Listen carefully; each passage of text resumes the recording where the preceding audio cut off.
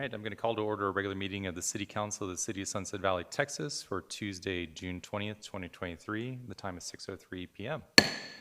Before we get into public comments, just wanted to heads up on a few things to note for both council and for the public. We do have a fairly light agenda today, so I don't expect us to necessarily be going long. However, just as a reminder, we do not have a meeting on July 4th for the holiday, so our next meeting is going to be on July 18th. And we're going to be reviewing the comprehensive plan during that meeting. So if residents or members of the public wish to participate in that, that would be the meeting to come to. And also, just as a reminder, we only have a couple more meetings. We have one on August 1st. Large part of that agenda is there's going to be some HR policy and position updates that Matt and I are working on that we'll be bringing to council for review. And then the meeting after that, it will be the first meeting we'll have after we file the mayor's budget. And so it's going to kind of quickly, get into our budget season and going through the process of the public meetings that we have coming up before the fiscal year adoption. And with that, we'll go ahead and open up for public comments for anybody that wishes to speak to something that's not on the agenda at this time. There is one comment in open town hall related to item number 8. Just as a note for council members that haven't had a chance to look at that yet. All right, so we'll move on to agenda item number 3, which is the Budget and Finance Committee quarterly reports. And Matt, do you want to take this, or do you want Councilmember Rosengarten? On the Budget and Finance report, I'll do a summary. We're working on process for due to, due from, as recommended by the auditors during the FY 2021 audit. We had 17 budget amendments were recommended for approval for FY 21-22. Some financial policies have been recommended for approval, updating threshold amounts and signatory changes. Others are still waiting to be worked on after the budget process. And the Budget and Finance Committee has concerns with the amount of budget adjustments yet to come. We keep track on a spreadsheet. And concerns of sales tax revenue projections with Bed Bath & Beyond, Bye Bye Baby, Red Robin closed, and the Korean pot still not up and running. We have a long-range financial plan ad hoc committee, and we hope to have their data completed by October of this year. Council, any questions about the Budget and Finance Committee quarterly report, or anything that you want to add, staff? Just that, so the financial policies that were reviewed, they've been updated. So if you're on the finance section of the city website, the financial policies posted have all the amendments that were, recommended by Budget and Finance Committee and then approved by council. So the latest are posted on the website. But we still have more to review, but we're just focused on the Budget and Finance Committee, as council member said, is focused on the budget right now. So. Councilmember Medicus? I thought I read that there were already applicants for those stores that were going out. Is that correct? There's one. Or yeah, there's two. This shopping center has informed us they haven't said who because of confidentiality, but they have 2 tenants lined up for those spaces. And Red Robin did close? Mm-hmm. Yeah. So. Bed Bath & Beyond, Bye Bye Baby are still open. We don't know when exactly they will close, but there are 2 prospective tenants. Red Robin has closed,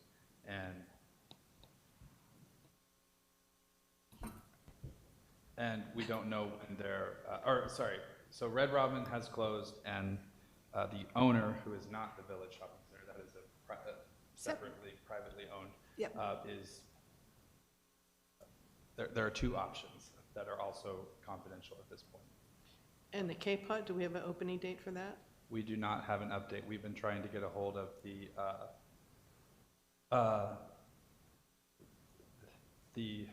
franchisee. We've been trying to get a hold of him, but yeah, there's been no, as far as I know, Jerry, have we been able to get a hold of him? No, we don't have any news on K-Pot right now. Okay, thank you. Mayor Pro Tem. Do we know what is it Austin Energy also, or I mean the Luby's sign is still on that building? Yeah, they did have a lot of issues with Austin Energy, but I don't know what is holding them up. I know that the franchisee, when he applied for his special use permit. He had opened 2 other stores in Texas, so I don't know if just they tried to, construction costs in Austin. I don't know what is holding that up. But Is the charging station also just Austin Energy, or is that something else? The charging station is waiting on Austin Energy right now. Just- That one has just- been longer than 4 months for sure. Yeah, they Yeah. also, well, without going into too much detail, they had an issue with the contractor Okay. that didn't work out well, so they had to switch contractors, and now they're waiting for Austin Energy to come out there and do their thing, so. Okay. I just talked to them last week. Any other questions about the Budget and Finance Committee quarterly report? Of course, I put everything in writing so you guys can all read. Thank you. All right, council, that'll take us to agenda item number 4, council consideration of agenda items for approval on consent. And we're going to not approve agenda item number 7 on consent because the applicant wants to speak. So the only ones that we're looking at are number 5 and number 6, if there's a motion or recommendation. Councilmember Rosengarten? I move to approve on consent agenda item number 5 and agenda item number 6. Anyone want to pull those? Second? Yeah, I'll second. All right. All those in favor of approving on consent item number 5 and number 6, say aye. Aye. All opposed, say nay. All right, we approved on consent the minutes from the June 6, 2023 regular meeting and the approval of the January, February, and March 2023 financial statements as recommended by the Budget and Finance Committee. And that'll take us to agenda number 7, which is consider an act on granting an extension until August 31st, 2023 for the recording of the final plot of 4.966 acres out of the T. Bissell Survey 18 Abstract 3, also known as 6405 Brody Lane. And we'll begin with a staff I'll go overview of quick. this item, if you want to, and then we'll let Okay, the applicant sure. talk. Council, as you know, the city council approved a site plan for this earlier this year, and last year a plat was approved by the city council as well. The applicant needs to post fiscal for a water line extension as a condition of we call the recording of that plat with Travis County. The applicant back in the deadline for that, they were given 90 days. That deadline came upon us in March, and the council asked for the applicant asked for an extension then, and the council approved it to June 30th of this year. The applicant is asking for a second extension to August 31st. Staff recommends it. I believe the applicant is here, and they can explain to you why they're requesting the extension.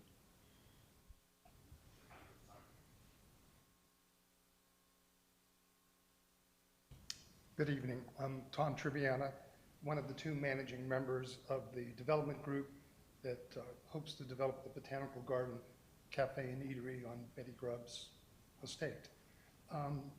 This week marks the 2nd anniversary since we entered into the purchase agreement for that parcel.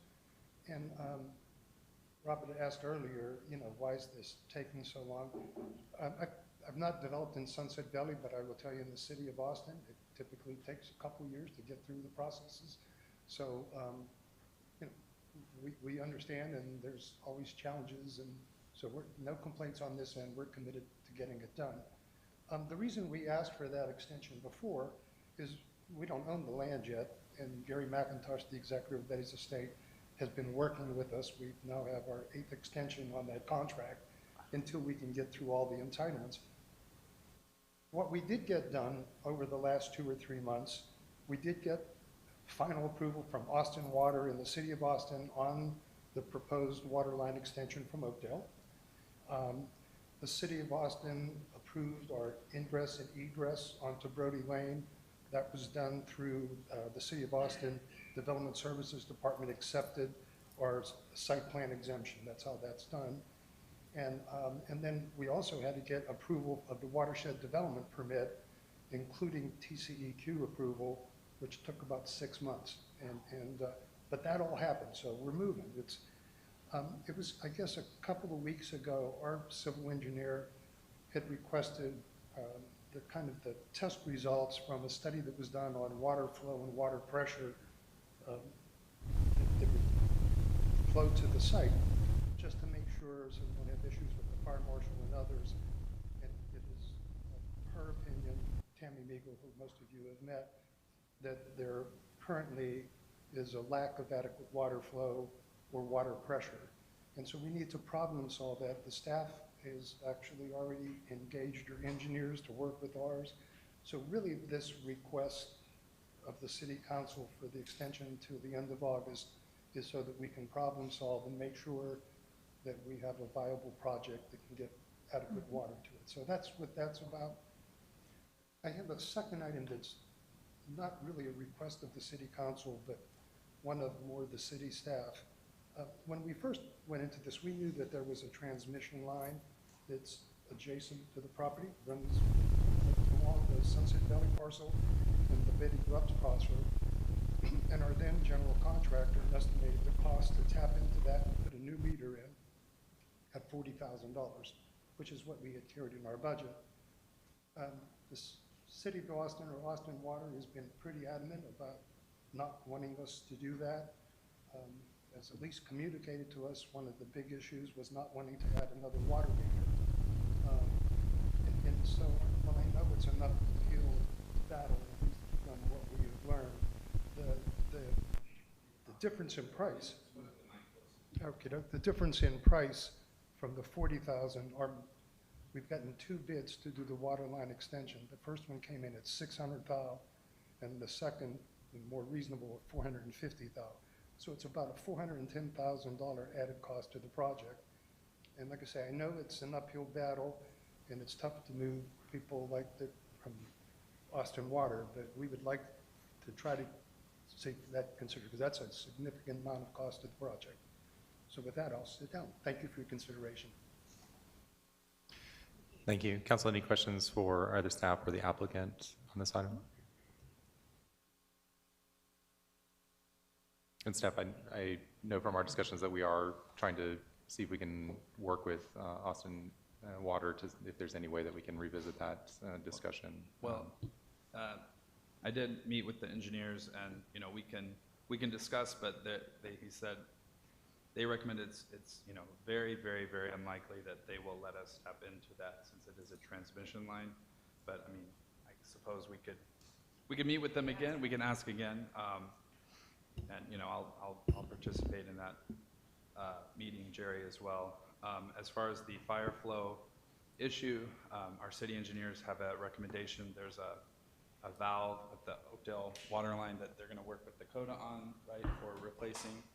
And so that's something that we can order the part, do in-house, and then get another test to see if we can get confirmation of that 1,500 flow number, yeah, or greater than 1,500. Mayor Pro Tem and then Councilmember Rosengarten. Help me understand why if that piece of property was in Austin, would they just be able to connect directly to it?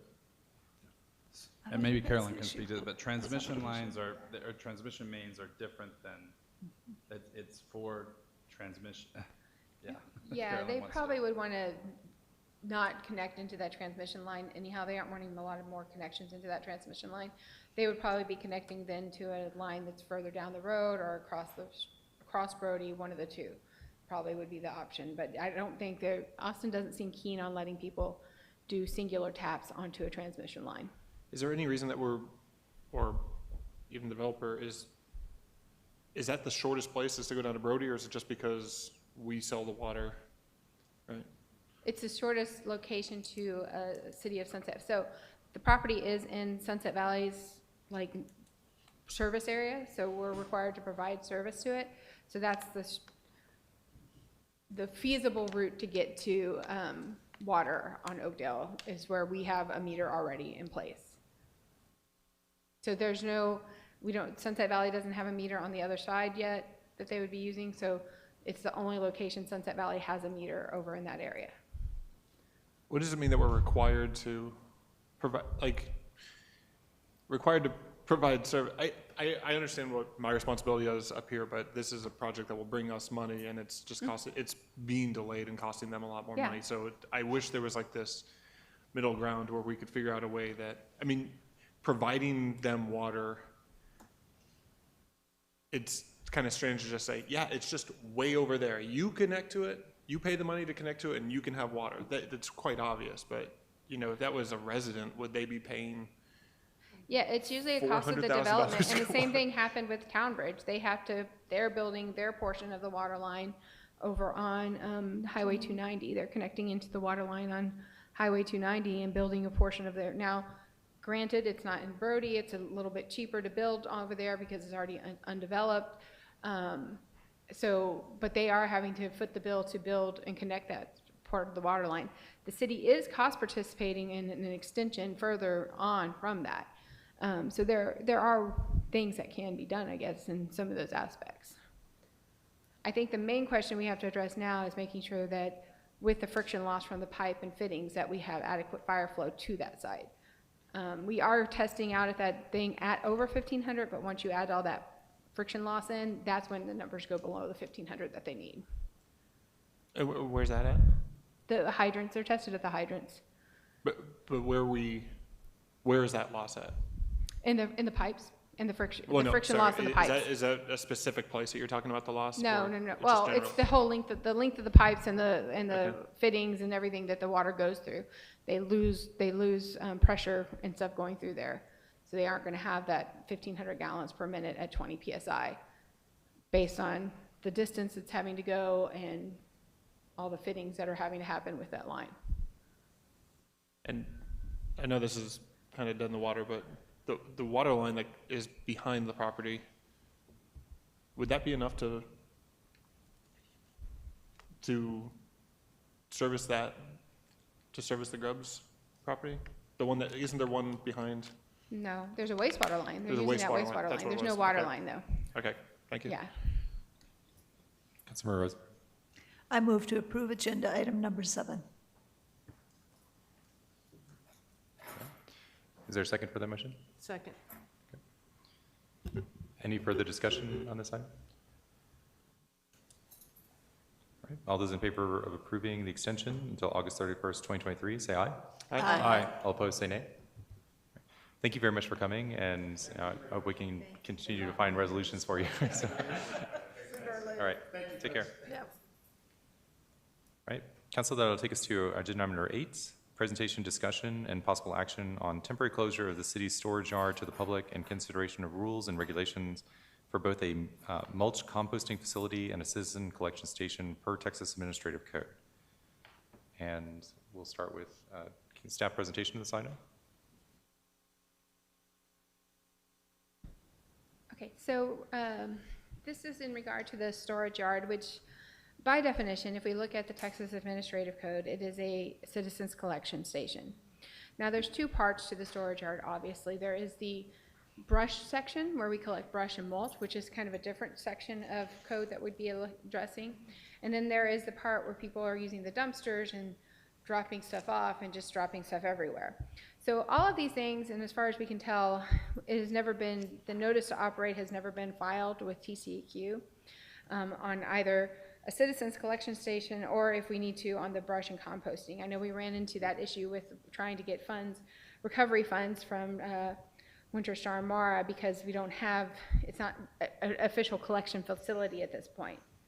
I can go over a couple of kind of like storage yard, little by the numbers that we did in the last year, basically, kind of give you an idea of usage and what we're seeing out in the storage yard. The storage yard, I mean, it's a great benefit to several residents, but it also has some issues. So if we go to the next slide, you can see that in 2022, about 122 residential addresses use the storage yard. That is about 42% of the city, if we have 288 residential addresses that we use at this time. When we look at that storage yard use, there is a good number of residents in the city who use it incidentally.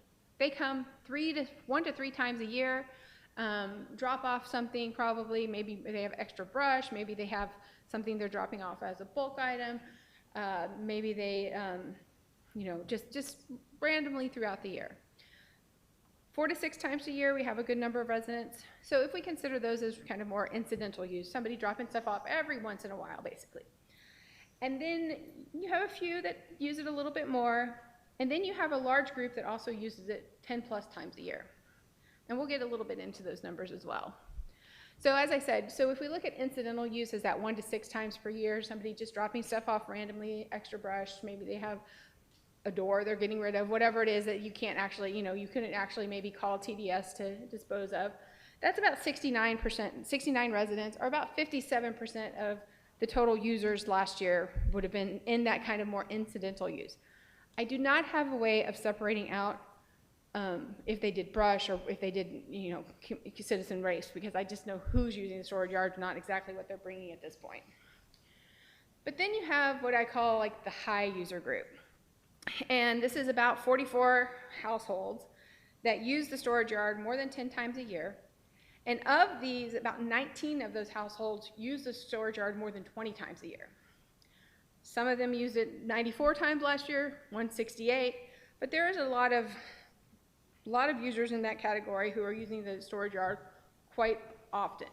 I do know, kind of looking at those users, some of them have, a few of them, about 5 of them, they have a lot of really large lots, I mean larger than the average 1 acre lot, and they do use it primarily for brush.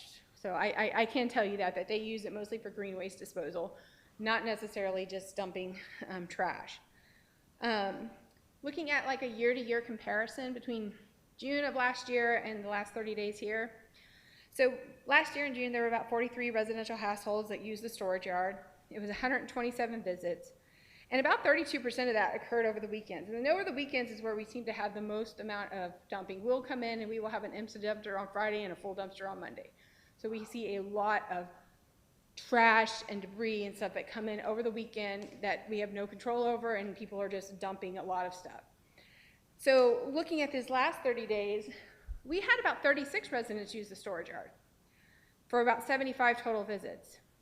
There has been no weekend use. For whatever reasons, the storage yard had been closed and not been used over the weekends. So we had a 40% reduction in the number of visits, but we didn't have a huge number of different households. There was only 7 less households in the last 30 days compared to last year when it was kind of open-ended. So this gives you a little bit of an idea of some of the use of the storage yard. It does take an inordinate amount of staff time to clean up over those weekend dumping sessions. And as you can tell, I mean, the majority of residents, it's incidental, a few times a year. But then you have some very users that I find it hard to believe all of that trash is generated here in Sunset Valley, especially when we have users who have very small yards that are coming, 20 plus times a year. So I think they've got rental houses, they've got other things, we've got a lot of like kind of illegal kind of dumping going on. So what we're recommending is that we kind of close down the storage yard while we do all the paperwork that needs to be done to make it, kosher with TCEQ. We do have Texas disposal systems. I don't know if residents really know this, but you can schedule bulk pickups twice a year. When you have items, you can put them out on the curb, you call Texas disposal, and they will pick up bulky items. The rules on that are generally it needs to be something that is liftable by one person, so it needs to be, it can be like furniture and things like that, but it needs to be something that, weight-wise, I think one person could lift. So it could be a little bit bulkier where you need 2 people to move it, but it needs to be something like, probably not 300-pound piece of furniture. At that point, you probably should call Salvation Army and get them to haul off the furniture. We also have, we'll bring back some curbside brush chipping during these last 2 months, the next 2 months, while we kind of finalize all of this paperwork that we need to finalize. But we're also recommending, that a few upgrades be made to the storage yard that's a little more secure, and also that we kind of finalize and codify the rules of the storage yard so that maybe we can curb some of the, overuse of the storage yard and people kind of taking advantage of it. As you can see, like in 2022, we spent almost $10,000 on, cost for dumpsters, and the majority of that is, yeah, that's not brush. That was just dumpsters, and that's, the majority of it is not stuff that the city is generating itself. We don't generate a whole lot of dumpster type of waste on a day-to-day basis. So just looking for some direction from council on, what you guys see, the use of the storage yard, making it okay that we can kind of close it down at least, if we want to keep citizen collection going on, or if we want to stop citizen collection and just do the brush disposal, how we want to address those issues. And Barb, so Darren has been kind of our representative from the Knight Law Firm, and he's on vacation. And Barbara had another council meeting she had to attend, but I did speak with her about both agenda items 8 and 9.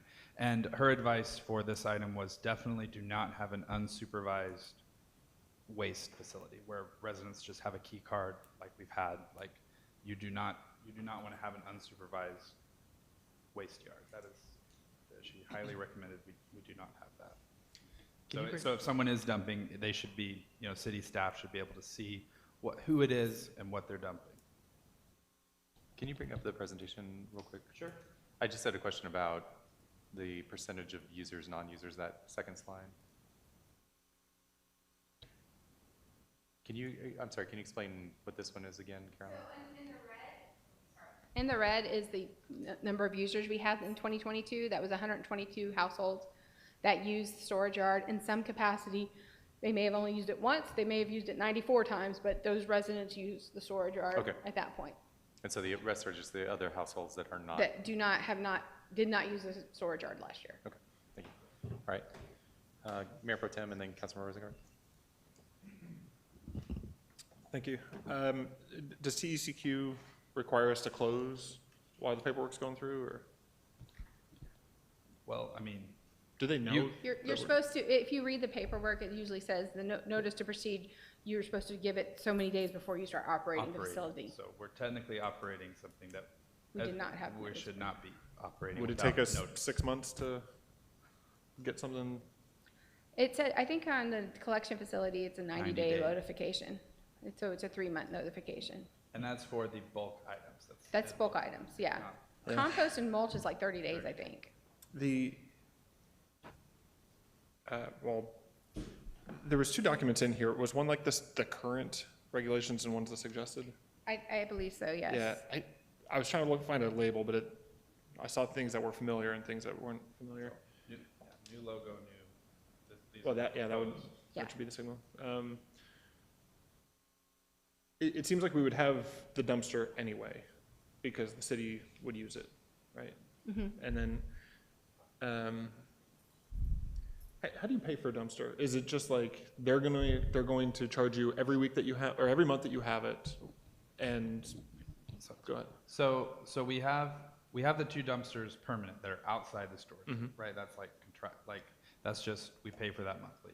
Then the way that the dumpster, we'll call it the bulk item dumpster works is basically every time it's full, TDS comes out, has to haul it off, and then if it's over full or over the, whatever the limit is, there's extra surcharges for that, or if there's items that shouldn't be in there, there's surcharges for that, right? So they have to come out and then haul it off. But do they only charge when they empty it? They charge when they take it away, basically. Okay. And so it, like, as Matt said, so if people dump concrete in it, that dumpster gets very heavy very fast, and then we're looking at a surcharge for that dumpster. We do have the metal recycling dumpster, and interesting enough, I look kind of, because people have been signing in more recently, there's been a lot of people signing in to dump metal. Now, metal works a little differently because we may get some money back for that. It kind of will pay a little bit on its own because it's a recycling issue, not necessarily just a dump issue. Okay. And now you said TDS, we could call and schedule a bulk pickup. Yeah, right? twice a year. Do you know how many people use that? I do not know. It seems like most people, I didn't know. Yeah, I think it's something we should definitely. We should definitely advertise. advertise. Yeah. Yeah, and it Use is something that everybody can use twice a year. Yeah. And do you know how much it is? If I call TDS, I've already used my 2 free ones. Do you know how much it is? I do not know what the charge is, but I want to say, because I think my neighborhood has the same kind of deal with it, and I don't think it was super, like, crazy expensive. Because,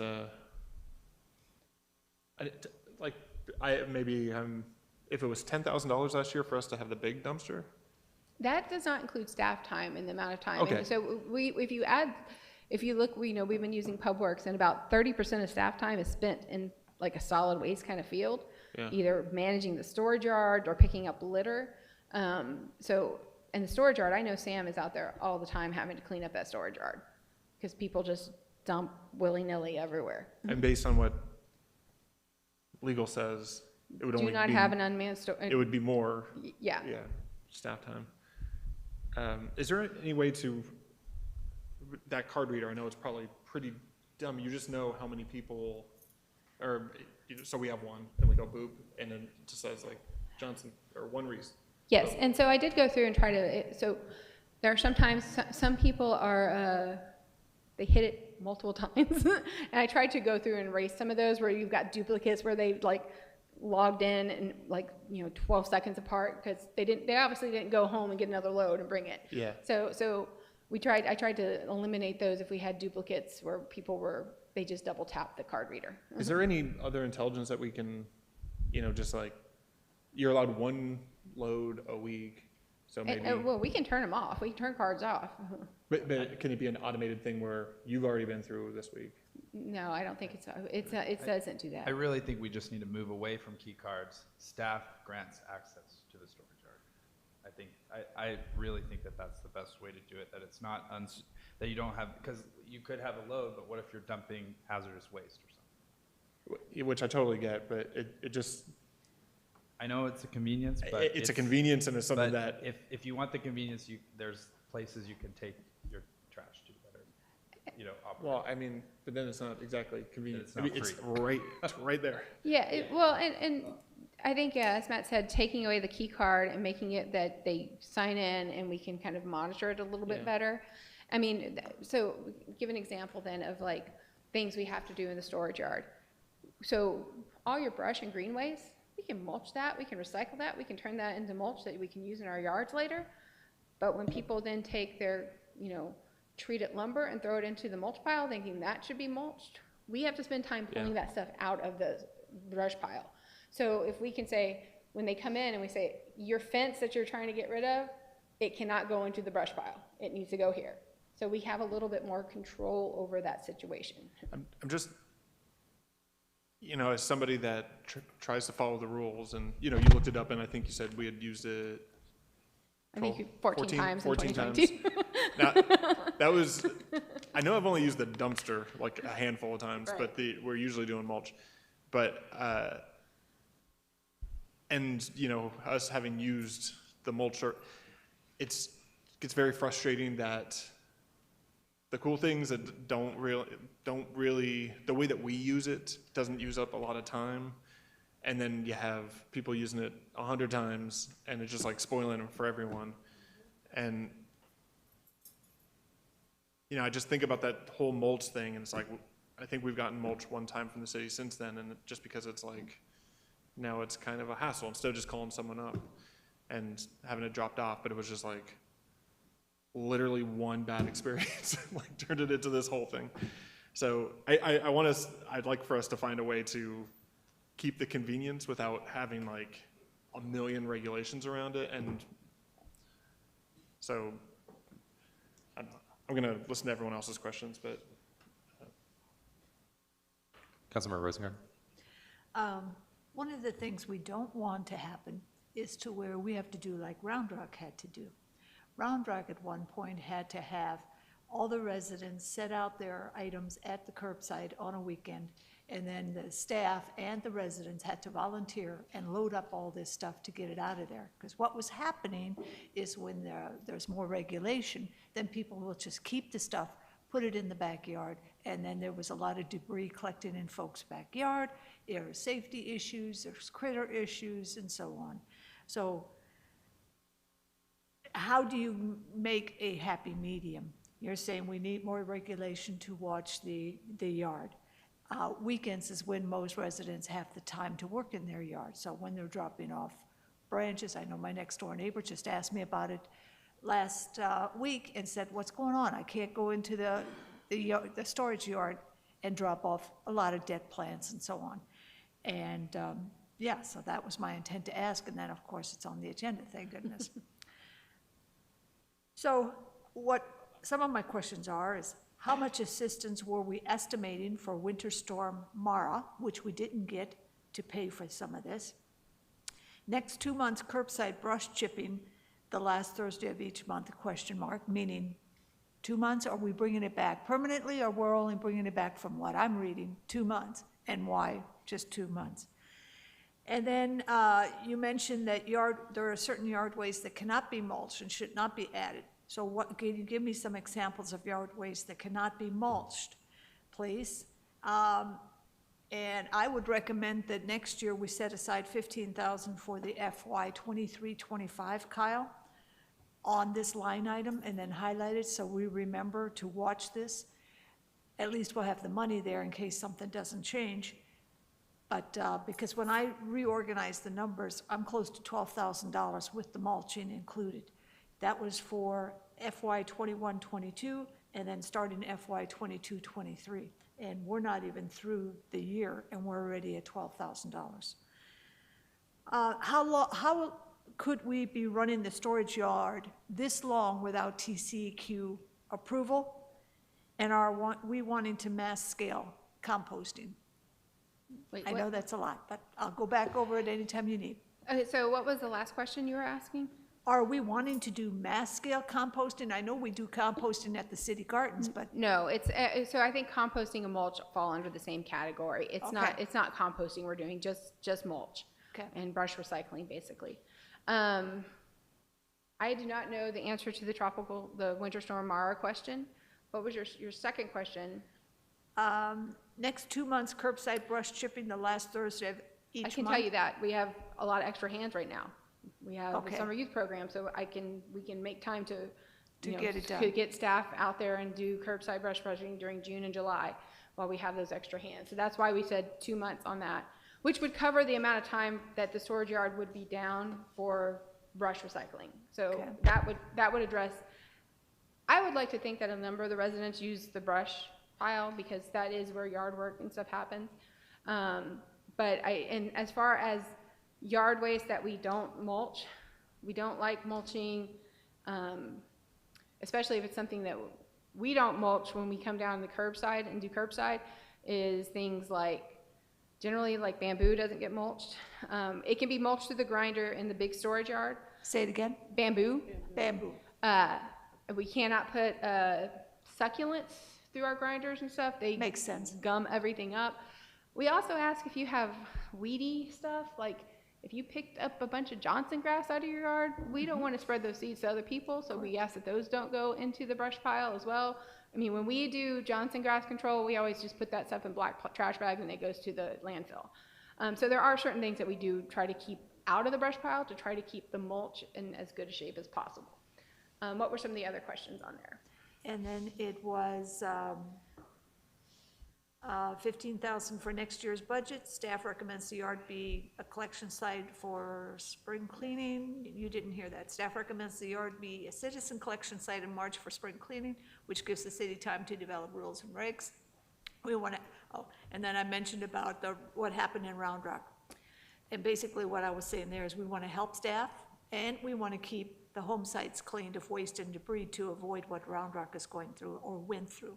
Yeah, and so we do still offer, I mean, during the month of March, we do offer spring cleaning where we do extra bulk pickup items, metal recycling things, so we do a lot of extra pickups during that month. We try to make a concentrated effort. So if you think about it from that perspective, then there are 3 opportunities that residents have for bulk item pickup, which is the 44 residents that used the storage yard last year. If they used it for bulk items, that would account for those 3 kind of pickups right there. And I would say that we could probably, we would hope that if we are proposing 2 more tech positions in the budget year, that we would be able to bring back mulch, curbside brush chipping full-time the last Thursday of the month like it had been done in previous years. There was one other, as to your question on TCEQ. TCEQ, how could we operate without TCEQ approval? I do not know. As far as I know, we have never found anything that says. So I guess the question should be rewritten as to why is TCEQ involved now? How did they find out we're running without? So when we tried to file for that money from Tropical Storm Mara, we were like, oh, we don't have a recognized facility. And so we would like to be able to have the city file for that stuff in the future and to be able to make sure that we are in compliance with everything that TCEQ. As when I talk to, TCEQ, it's better to work with them to come into compliance than for them to force you into compliance. And so I'd rather us do the right thing and file the right paperwork and do the right reporting that we're supposed to do, even though we've not been doing it for God knows how long, than for us to be forced because we get knocked out of compliance by TCEQ. Thank you. Right. Go ahead. Councilor Young? It makes perfect sense to me that we need to get the TCEQ approval, and we need to shut down the facility for that time temporarily. But I think we want to be careful about punishing the many for the sins of the few. What I'm getting out of this discussion is what we really want to do is find ways to prevent the abuse of the storage yard. And one of the questions I have is, can we fine people for abuse of the storage yard? Is that something that needs to be put in our ordinances, or is that something we can do now? So yeah, well, it would need to be codified into an ordinance. So for example, if you look at the old rules that are at place there, it says there are these limits and everything like that. But it was never adopted by an ordinance. It was never codified so that there are fines associated with abuse of the storage yard, or that we can even cut people off for abusing the storage yard. So yes, those are issues that need to be addressed. I would go back also to what our attorney, the city attorney, said, is that we need to also make sure it's monitored, that there is a section of that. So I, recognize that there are people that weekends are a big time for people to do it, and I know that's something that people are wanting to address. We can definitely talk about what options there are for that kind of use. If it's like the first Saturday of every month, that there's someone here that they could check in with and we can open the storage yard, or whatever it is, that we can kind of make that an operational kind of issue. Yeah, I'm one of the people who uses the storage yard maybe once, twice, 3 times a year. And it's really useful, right? I know how, yeah, I went It's- through the list. And 44% or so of our citizens use it, so it's a fairly popular service. And I'm wondering if one option is, can we have like a limited schedule on weekends where people can sign up for it? And, when they do it, they are under staff supervision, if that's something we really need to have. But I think cutting off weekends entirely is, 1, not going to be popular, and 2, makes it difficult for people. I think that's something we can discuss. I think having it every weekend is going to be hard. I don't know if we have the staff bandwidth to have somebody here every weekend to do that kind of thing. But maybe, like I said, doing the first Saturday of the month, or whatever that schedule is we could come up with. If it's the first and third Saturday of the month, maybe that people could be here for a certain number of hours, like maybe later in the evening, and we can maybe shift it depending on the time of year. I don't know. Those are options that can be discussed. Do you have any kind of statistics from, over time, what the frequency of weekend use was versus weekday use? Not have that available. I mean, I can tell you in that year to year that it is a 40% difference when we didn't have the weekends open. Mm-hmm. But I can't tell you, 32% of that, for that month, that was just one month that I was looking at, 32% of the visits were on the weekend. Right. But, so can we look at the reporting? Can we look at okay, so of that, I mean, it would take some going through fine tuning, but okay, what was the most popular day and time? Are there timestamps? Yeah, there are day and time stamps on there. Okay. So I could go through there and kind of say, maybe pick a 3-month period, maybe during the spring when most people are using it for brush, that kind of thing. So maybe doing like a March, April, May kind of comparison and looking at what those most popular days are for using the storage yard. Like I said, the majority of people have been coming in during the day and using it over the last month at least. Right, but that's because it's not available on weekends. True, yes. Have we considered doing a survey of the citizens to see what they might want, or let them weigh in on this? No, we have not discussed a survey at this point. Okay. Let's see. Councilor Reitz, we'll go with you first, and then back to Councilor Roser, and back to Mayor Pro Tem. So when are you suggesting that we close? So, we could close tomorrow, but, I think a happy medium would be giving residents a 2-week notice. So So maybe we close July 5th or something, you know, just to give, and then we send out a notice, say, hey, you know, all residents, you know, we do several blasts, you know, due to, you know, TCEQ compliance or something, or filing paperwork, storage yard will be shut down July 5th. So, you know, bring your stuff. I think I would prefer to give a little more notice Yeah. than that. Yeah. That's, More you've than got a 2 weeks? holiday, you've got a holiday in there, and maybe, you know, at least a month, where people can get used to it and understand it and that type of thing. This was when during COVID, when we had some shutdowns, this was the one thing that was mostly complained about. And Yeah. And so, after working here a long time, and especially now that I'm over at Public Works a lot, I've seen the abuse just yeah. get, you know, more and more. I get that. Can I see that slide with the graph of how many times the users?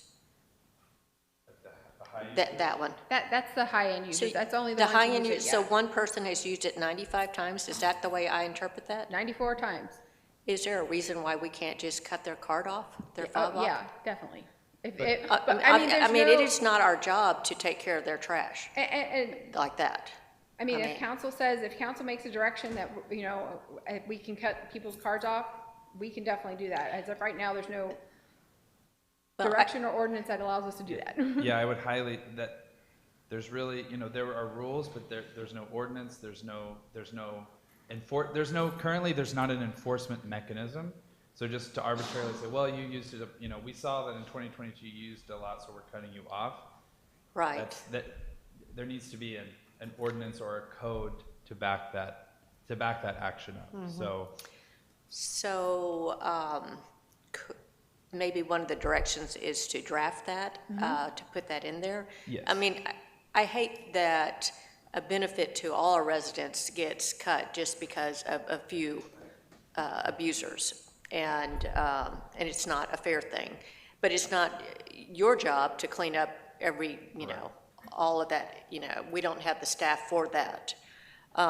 So if y'all would draft the code for that. And we would actually need that because we would need council to adopt, these are what we're going to do, so we can send it off to TCEQ as Yep. part of that requirement. And as we explain why we're doing this, we might want to explain some of the problems that have occurred and the reasons and the type of thing. And and part of that is pretty easy to understand, particularly with the mulch, because you don't want Johnson grass and weeds and stuff in your mulch and such. And so people understand that. And so I think that's appropriate to give them that kind of information. So. I think what we can do also is just communicate. So, for example, you know, Danielle reached out. She was like, "What should be in the July newsletter?" Well, we would obviously want to put this, you know, in there. Like, storage yard will be closing. If you want to give a month, we could say a month from now. And by the way, did you know? And give more, you know, really big blast about. You can call TD, you know, really highlight. Here's what TDS offers. Yes. Here's what you can take to Austin, you know, because you can take. You're all City of Austin users, you can take things to Austin Resource Recovery. You just have to schedule an appointment, like hazardous materials. I think that's a great idea. You only have to bring it to your curb. You don't have to drive it all the way down to the storage yard. So, you know, there's a benefit. Yes. So, and I do like the Saturday, maybe the first Saturday approach, where weekends are a popular time to use that. So that we'll get some blowback from that. I think Councilmember Rosengarten, the Mayor Pro Tem, then Councilmember Medicus. I'll let Mayor Pro Tem go first. Sure. Love the ideas in there. Really good stuff. I think, well, actually first, how much time, I know you probably haven't worked this out, but how much staff time, you said it's an inordinate amount of time, and that's what it means that you can't actually put, but like, if you had to guess, how many hours is it? Because if we had like dedicated time, which I'm not necessarily leaning towards, but if we had like a Friday and Saturday storage yard hours where it was staffed so that it can be overseen, then, because weekend is like when residents use it.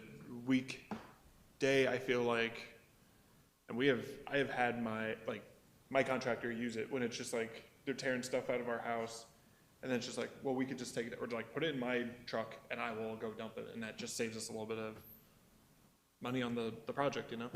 So,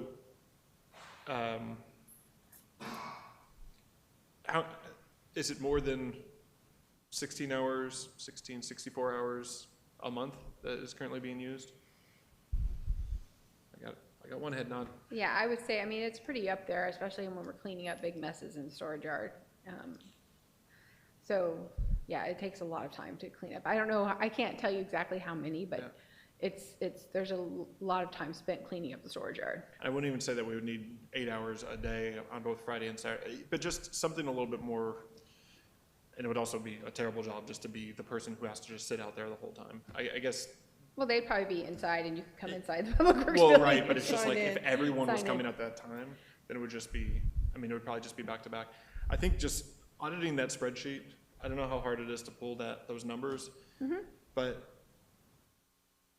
I'm sure we could put together a graph that'd say like 80% of the 80% of the visits are, it's not even an 80-20, it seems like it's 90% is coming from 10% of the people. Right. And so it would be, since we currently say one dump truck a week, one pickup truck a week, some of those people are blowing through that in, their year's worth in like the first couple of weeks.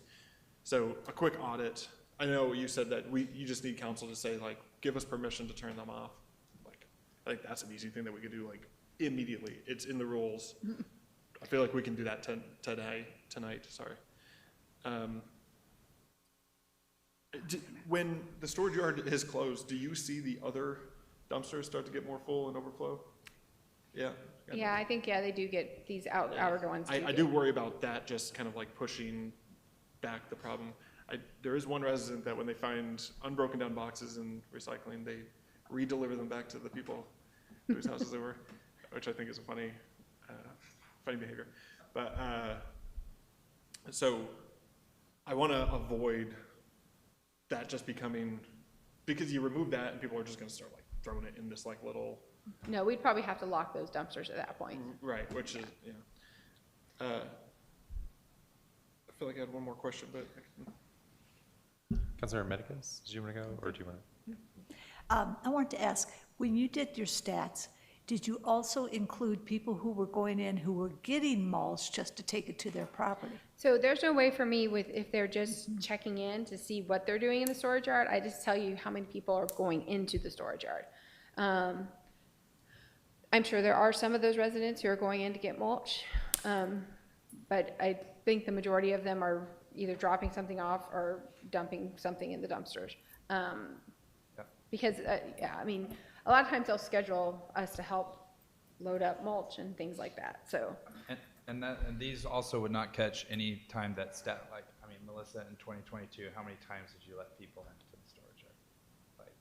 Like all the time. I mean, it's constant. It's one of the things when Barbara Wilson started working, she was just amazed at the use of and abuse of the storage.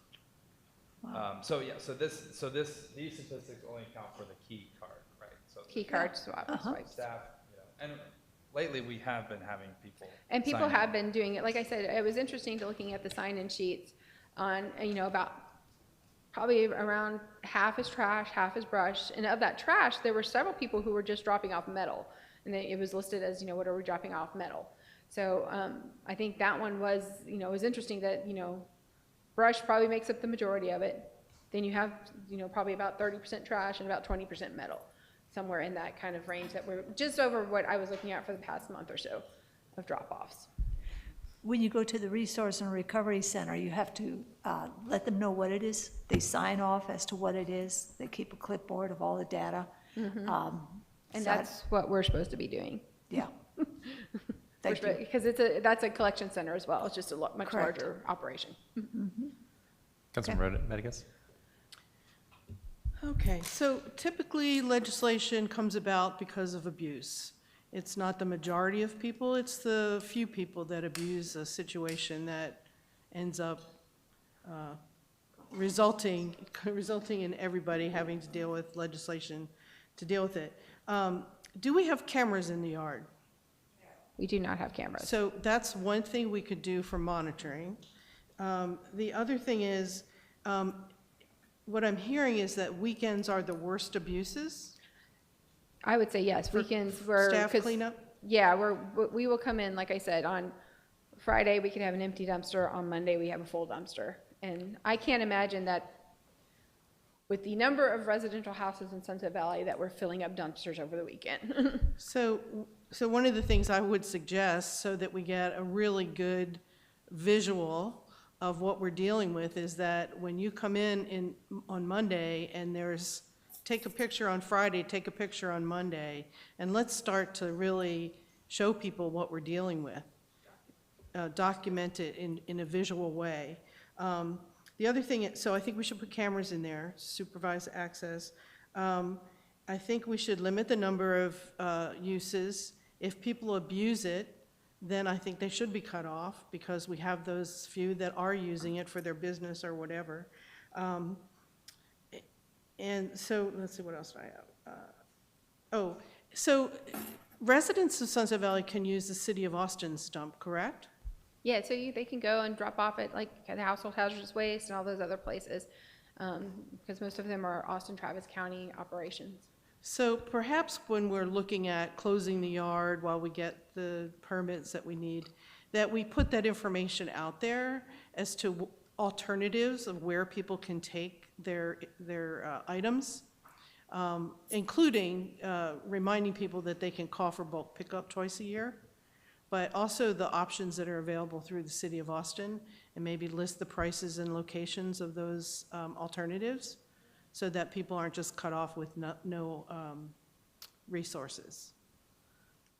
Anyway, those are kind of the things that came to my mind. Does the current surcharge gate, are you able to time limit access? Like, can you cut it off certain Oh, times? yeah, I can Okay. do that actually right away. I could definitely do that. Like, right now, is it unlimited? Like, you can It's come in? unlimited, open, whatever, 24/7, I basically. think first, we should probably, if we're going to be putting any kind of like monitoring system in there, we want to have certain hours so that we're not letting people come in at night and, you know, the quality of the videos, things like that. But I think that maybe one step is just, you know, whatever notice we provide, saying 8 to 5, you know, something like that on, you know, even weekends, right? But I don't think whatever the hours are, right? But I think if we're going to be doing monitoring, we don't make it harder for ourselves just to have it unlimited, unfettered, when people can come any time of day. Any other council member questions before we're going to members of the public? Councilmember Young? One quick thing, and Councilmember Benick already brought this up, but if we're going to have enforcement policies where we find people or cut them off, I think we have to have a camera, so we have the documentary evidence. Okay. Yeah, Councilmember. So once we become official, we get approval, would that require more headcount? I'm sorry, more what? More headcount with all the monitoring that we have to do? Yeah, because we're gonna have to keep records and stuff of, you know, what we're collecting and things like that, so, is that what you mean? Like, Yes. If we just go with it's a mulch and composting facility, like there's a dumpster, we could keep the metal recycling. There could be a place for the city, like when we do large cleanups, we can, you know, have a dumpster, but if it's just the mulch and composting, the requirements are a whole lot less. and that Then once- notification is 30 days. Yeah, once you add the citizens collection, you have the kind of the catch-all dumpster, that's when you have to operate as a citizens collection, whatever. And- Citizens collection Okay, facility. so y'all are suggesting that's just done in March? That was kind of just because that's what it used to be, right? That was spring cleaning month. I don't know when, I really don't have, because it's not documented, I don't have the data of when it switched to, when there was a dumpster at all times to be used at all, you know, at all times. That's What? kind of, Oh, so that's, 24-hour access? Yeah. yeah. What, And just also as a reminder, so this is, you know, the solid waste, which is this is a part of the utility fund. So Right. again, you know, yeah, this so, is the enterprise fund that is taking from the general fund, just as a. so once a year seems a little bit limited. Might want to look at maybe quarterly, you have a day. Okay. And otherwise, you're storing it forever. You know, we did it when I lived in Austin. We had bulky collection, and I'll tell you, it was like a big deal. It was like, oh my gosh, you know. Yeah. And so, but it was hard because you had to set things aside, you know, Right. for a long time. So, And that's why I think that we really need to advertise and highlight that as a part of the TDS contract. You have the two folks. yes, That, you know, you get to choose, and it's curbside. That's even more convenient. Right, Like you right, said, than the right. storage yard. So we really need to, I don't think residents are aware, and so the city needs to do a better job of advertising. yep, okay. Councilor Rosenberg? There's a couple of things here that are going through my mind as we're having this discussion. Number one, we're in an HOA in the Meadows. So I could see somebody like myself right now. I've got a couple of clay pots that have broken during the freeze and so on. And I don't know, are they recycle? Are they trash? If I put them out at the street for TDS, will they pick them up or won't they? I don't know. I put out bags of weeds that next to my garbage can, and green waste will pick them up. And I'm like running out there going, no, those are weeds. I don't want my weeds back, because I'm gonna order mulch and compost from them. But they say that they take it and they put it and heat it so hot that it kills all the seeds. Yeah, that's true, because TDS does, I don't know if you've ever been out there to see their facility, they have Yes. giant production. So TDS, I don't know if they still do this, they composted, they used to compost animals into the mulch too. So it gets that hot, it eats everything up. So it's a different operation than what we run here now. Does our mulch get hot? Yes. Does it get that hot? No. So I mentioned the HOA because if somebody has a bunch of stuff to get rid of, if they have to call TDS and then they have to wait until TDS can come and pick it up, because like tomorrow is when we have pickup in our neighborhood. And if I call them first thing tomorrow morning and say, can you pick up the clay be next pots? week. It's not gonna happen. No, it'd be next week. Correct. So now that I have all this stuff that I either have to store in the garage, which is in my way, or I have to set it out on my driveway, which I'm gonna get written up for and fined because I'm in an HOA. What do I do? And then if we close the storage yard to where I can't bring it over there on the weekends, I have to make time during the workday to go and make sure I'm over there and take care of it. I don't know how this works, but I'm sure there's some sort of either email verification. I'm sure there's some sort of receipt or something, not a receipt, but I'm sure TDS gives the residents When you something. call, they'll tell you when the pickup's going to be. And hopefully there's some sort of documentation so that you could send to the HOA to say, hey, look, this was, you know, I took care, you know, it was picked up, I took care of this. So I mean- I would hope that the HOA would work with. Yeah, Oh, trust me, if you don't get your mulch in it on time and it's still sitting on your driveway a few weeks later, you get, yeah. And in my neighborhood, I put my, like, when I want to put stuff out on the street, you know, because we can call TDS to do it too, but I had this giant, super heavy, I don't know, like furniture moving dolly type thing, and I just put it on my corner, you put a message on Facebook, and somebody hauls that stuff away and recycles it and does something with it. So it's amazing. Mayor Pro Tem, and then we'll go to members of the public. If we need to, if we keep that dumpster, that's just solid waste and not,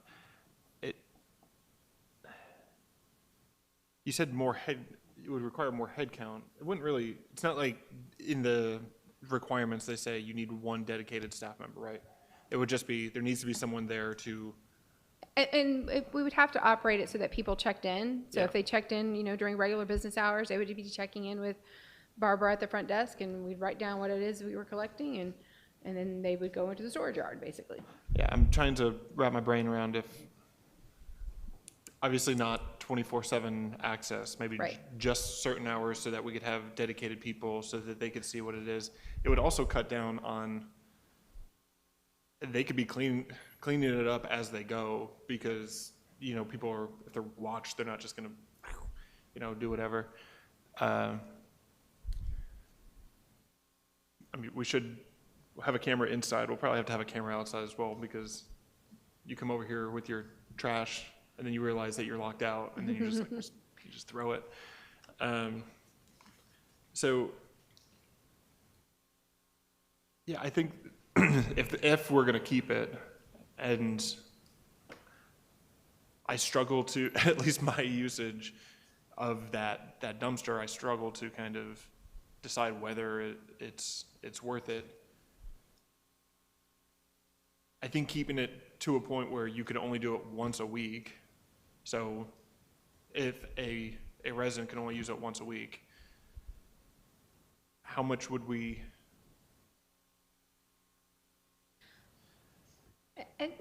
I'm sorry, I'm just like wrapping my brain around like the numbers here. And let me kind of clarify. So we do have, we try to work with residents on this. So for example, I know we have a resident, so we have load limits and say we were gonna do it, one trailer load of brush a week.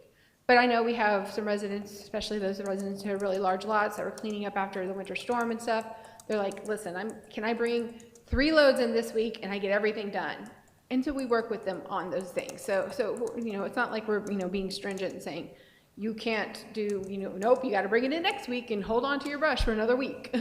So, I mean, we try to work with residents on those types of things. And so they just know to call and communicate and say, hey, we're gonna be, I've got 6 loads of brush here that I can't, or especially if they're just bringing it in a truck versus a trailer. Yeah, in my mind, the keeping it to one truck a weekend, it doesn't even have to be the person that's sitting there. It just, once a month, we go look at the spreadsheet and kind of, if you average 4 times a month, then I think it's good enough.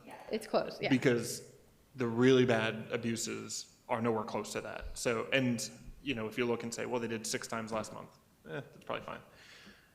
I know how do you got to have a limit somewhere and you got to be able to like enforce it, but also like, how can we walk away from here with some things that we're going to do now? Because. So I think what we would look at, because kind of summarizing what I hear, is that we want to give about a month's notice that we're going to close down for a short period of time while we kind of get everything kind of organized with TCEQ, which means hopefully brush would be coming back hopefully sooner if we do have to go through that process with them. But citizen collection facilities, we're going to have to work through. First of all, we come back with an ordinance on what it is we're going to like codify as far as rules. And then we would then submit all the paperwork to CCEQ at that point. So timing wise, it'd probably line up pretty nicely on that. But I think, yeah, we just need to finish figuring out what it is. We want to do Monday through Friday, 8 to 5, that's easy. We've got people here already. They're already going to be on staff. We want to do the first, Saturday of the month or the first and third Saturday of the month, however you guys want to do that, you can let us know and then we can keep, But any of the other changes that we talked about, it doesn't make sense to. we need do to be able to anything come if back we're just to, gonna- we need to come back with an ordinance that can be codified. We can't just kind of, Okay, so we'll randomly just say say- we're going to close it in a month and it's just going to be status quo until then. and yeah, timing wise, I think that would work out because then we'd be able to adopt the rules and we'd be able to, because we could bring the rules back on the 18th. And then that way we would adopt the rules on the 18th, send off that paperwork, and then that starts that timeline for the citizen collection facility at that point. And we're going to keep researching, but the way that I keep reading the Texas Administrative Code, since we are a local government, I do not believe we have to give TCEQ notice to operate a mulch/composting facility. So we might not even be able, yeah, we'll double check, but we might not even, need to close down the brush part. It may just be. We may the just bulk adopt the item new there. rules, and here are the new rules regarding brush. Well, then we'll definitely need the that's- cameras.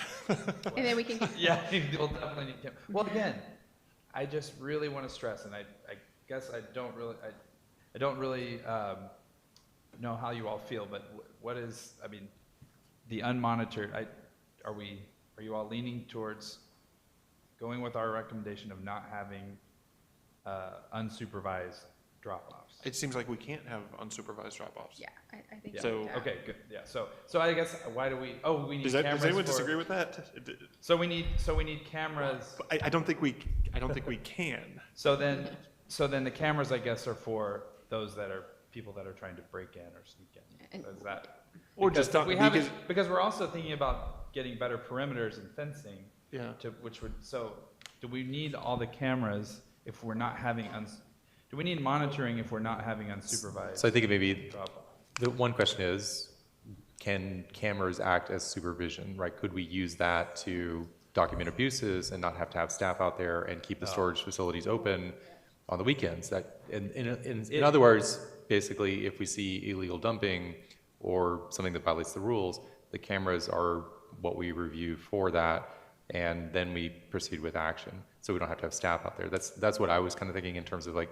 So we'll potentially still using have it. key cards? If we keep the key cards the option. If we don't keep the key cards, then it becomes you have to come in during certain hours and staff has to be present. Yeah. But that kind of really depends on what the requirements are for having a facility that we use, if it's enough for us to, supervise it via, video footage, or do we have to document and log what's being put in for compliance purposes? I think that's probably where it breaks down in terms of, which option we might be able to even entertain. But I was kind of thinking that, a supervision is really just, we want to be able to cut down on the abuses, catch illegal dumping, and if that can be done through video monitoring or review of video, then that may be something that lets us keep it open longer without staff time. I do want to go to the members of the public, and then we'll come back to council and staff. So at this time, if members of the public wish to speak to this agenda item, please step to the podium. Melissa Gonzalez, 26 Reese-Mine. Mayor, I really do agree with you about cameras instead of staff as monitoring and keeping the key cards.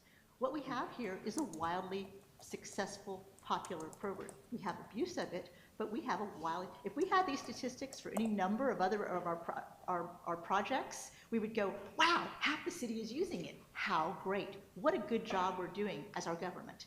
And waste is one of our, what my spouse would call core competencies as a government. And we're being wildly successful in one of our core competencies.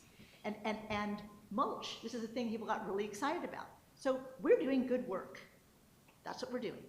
And so there are some problems with it in our system, but we are doing a wildly successful program. Yay us. And one that, when these rules come in, if we don't do it well, people are going to be very unhappy. Remember, mulch, mulch, mulch, and people complaining? Remember? You may see that if we don't do this well. So I think it's important to do this well. I think one of the ways that we do this well is that this should have been referred to a committee. And I'm concerned, being on 2 relevant committees, that we didn't see it. Because I think that people would have had some ideas, and you have time to chew it, and then bring it to council, and council chews it some more. So that's a thing. Health and safety issues.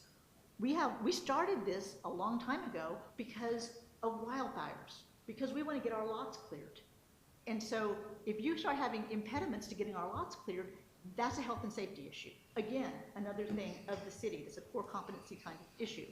And we have people doing the workforce, and when your house is on fire, because people didn't, when I moved into my house 25 years ago, there was a pile of brush this big in the backyard.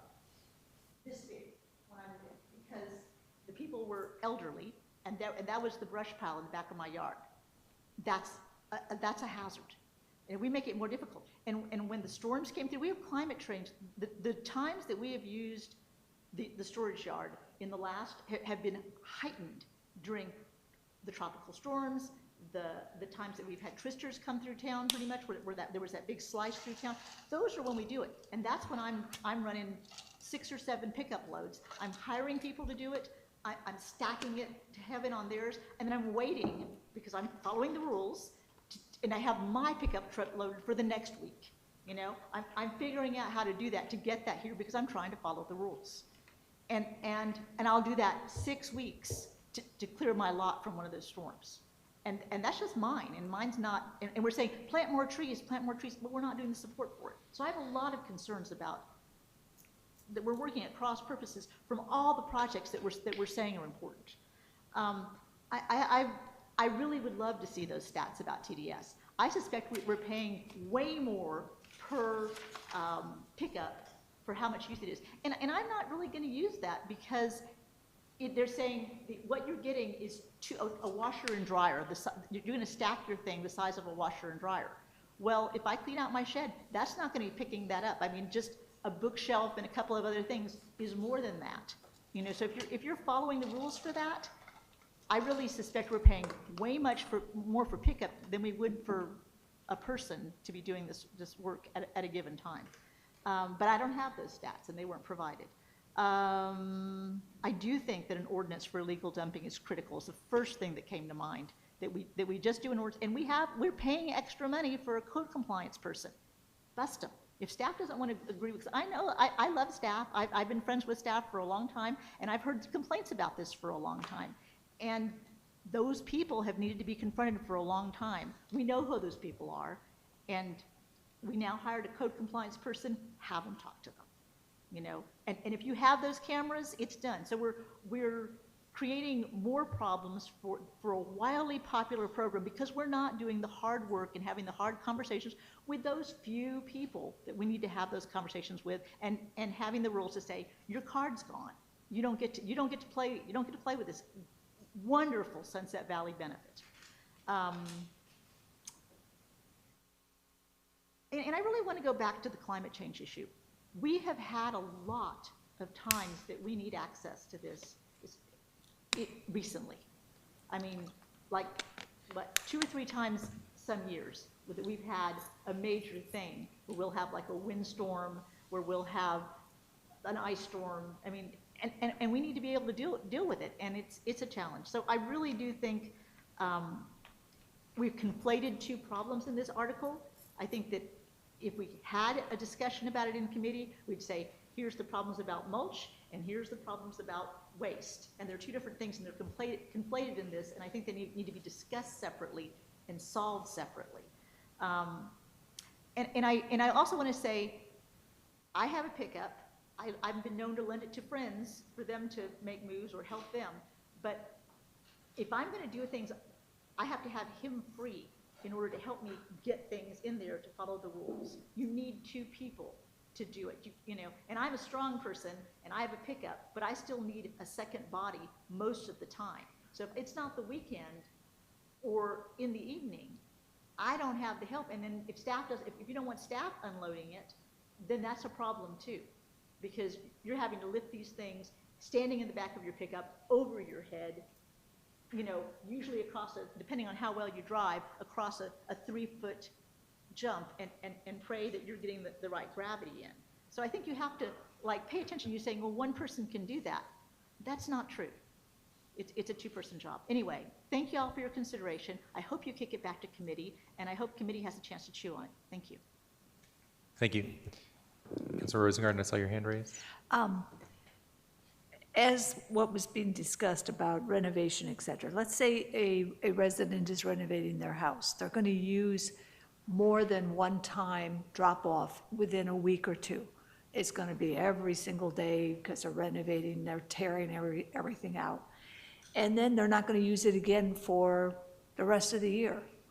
That's my only concern. That's one of my concerns there. Technically, I mean, if you are renovating, you should have an on-site dumpster on your property. You shouldn't be renovating and dumping it into the city's collection. And actually, with bulk pickup items, TDS will not take construction debris as a bulk pickup item.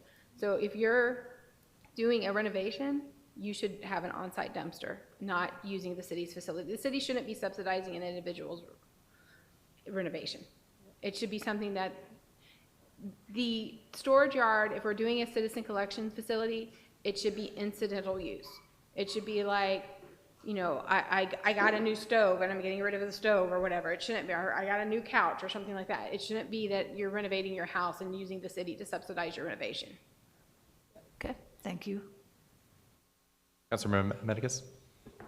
Oh, one of the things I've seen other communities do when there's a major cleanup, like after a storm or something, is bring in additional roll-offs so that you can get the stuff out of here pretty quickly, and people have alternatives in multiple places. So you could put them in different places.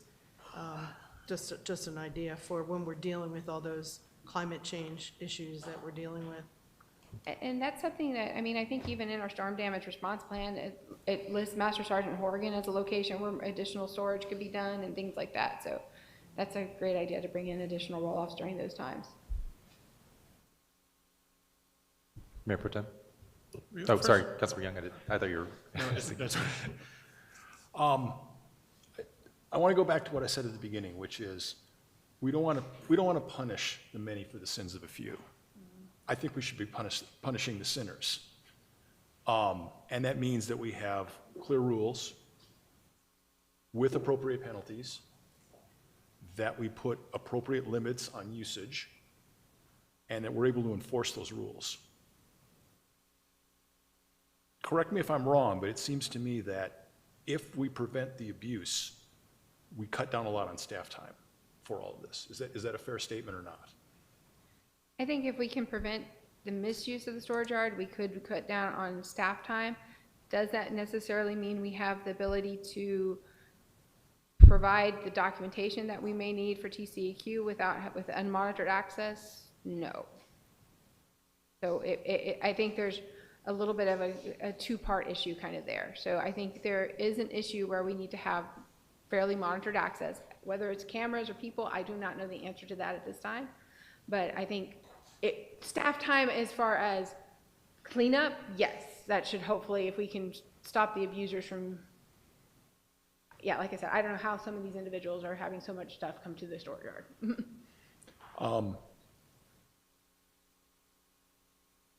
Can we do the documentation for TCEQ if we are doing remote monitoring through cameras? That's something we'll have to ask and discuss with TCEQ. Okay, that's probably something we should consider.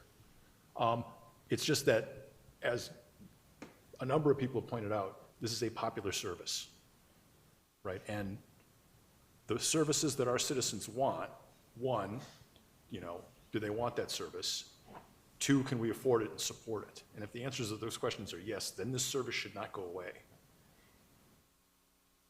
A quick question, Matt, go ahead, and then I'll ask my question. And I would like, we're going to have a utility rate discussion, right? So this is solid waste. So again, it's the enterprise fund, and we're going to have a utility rate workshop on July 18th. I think that was our plan. Yeah. Councilmember Johnson won't be there, but this will be a great thing to discuss. And if this is a service, we want to keep, it's going to require some extra monitoring. That's something I think to consider if we're looking at the monthly solid waste rate. So it seems like, just based on the conversations, that both from a regulatory standpoint and from monitoring standpoint, the mulch is not the significant issue, right? There is some cleanup and some attention, but it's not. If all we were doing was operating a mulch facility, that wouldn't require stringent oversight of monitoring necessarily. There is some staff cleanup time and things like that, and it potentially could be very useful to continue that service, especially on weekends when people are having recovery or just project time to devote to that.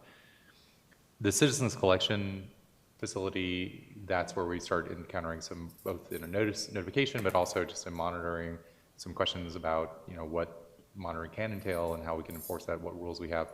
But it's also, it seems like, where we get the most of the costs as well as most of the staff time. Right, adjusting that. If we were going to go to some periodic, a rule system that said mulch is, all year round, right? You can have access and it's, that, but there are only certain times of year or certain times of month when we do bulk, and those have to be, scheduled or monitored. I guess my question is more in terms of when does it become an official sort of citizen collection facility? Like if we just did it once a year during spring cleaning, do we have to get approval for TCEQ to do it the month of March? If we're doing it quarterly, does it require TC approval? At what point does it meet a threshold to say it is an official citizen collection? It's not just a city-sponsored sort of cleanup event? That's a great question. I would need to confer with TCEQ to get a full answer on that, to see if once a year is a that then we're citizen collection, or if it's if that's just considered an ancillary type thing. For example, I know that certain household hazardous waste, so we can collect the BOPA items, the batteries, oil, paint, and antifreeze.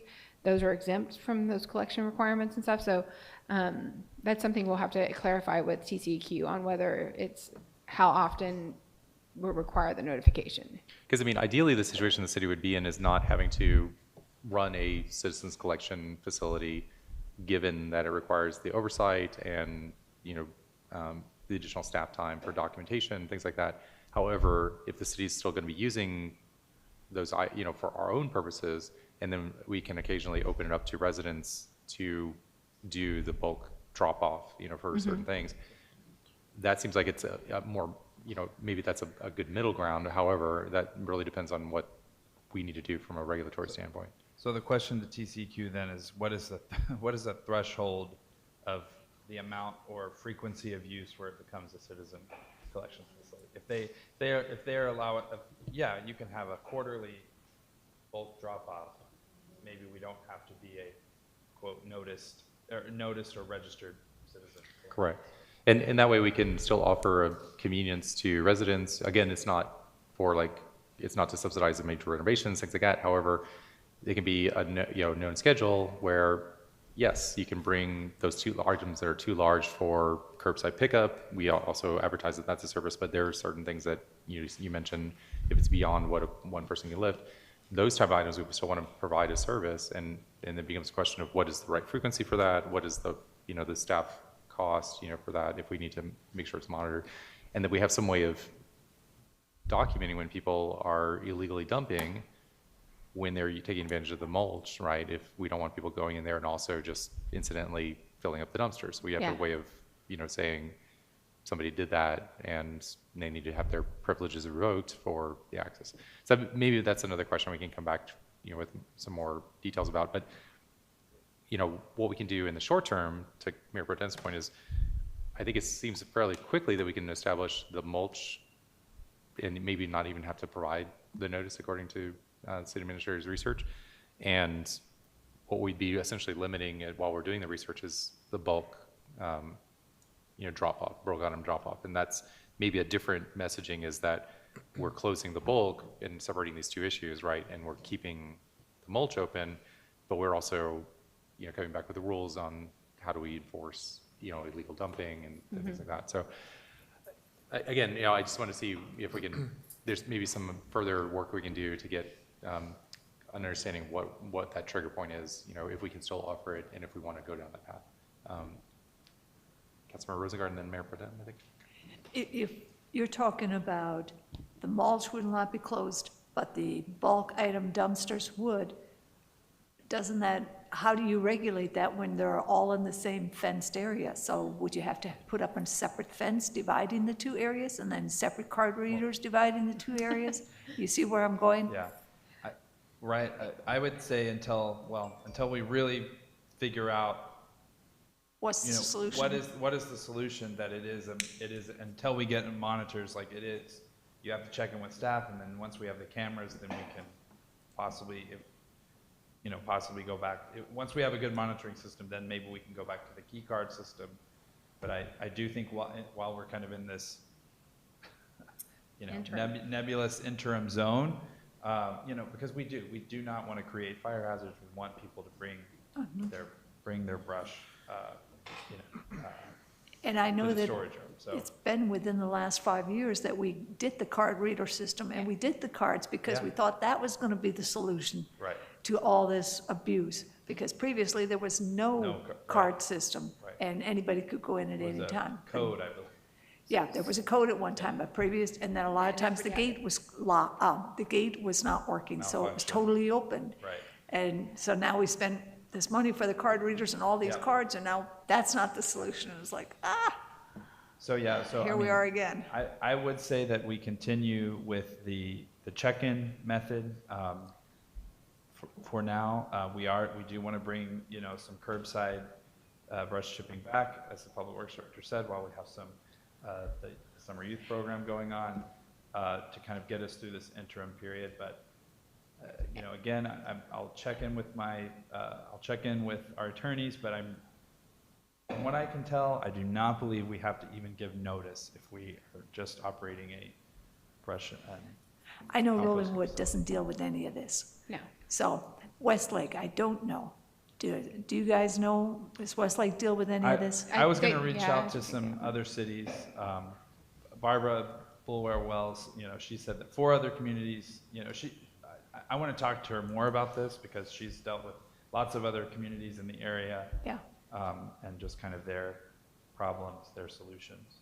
Right. So Don't we'll reinvent continue the to do wheel. some more research to what other, what do other cities, smaller communities do. Thank you. Mayor Pro Tem and then Councilmember Menace.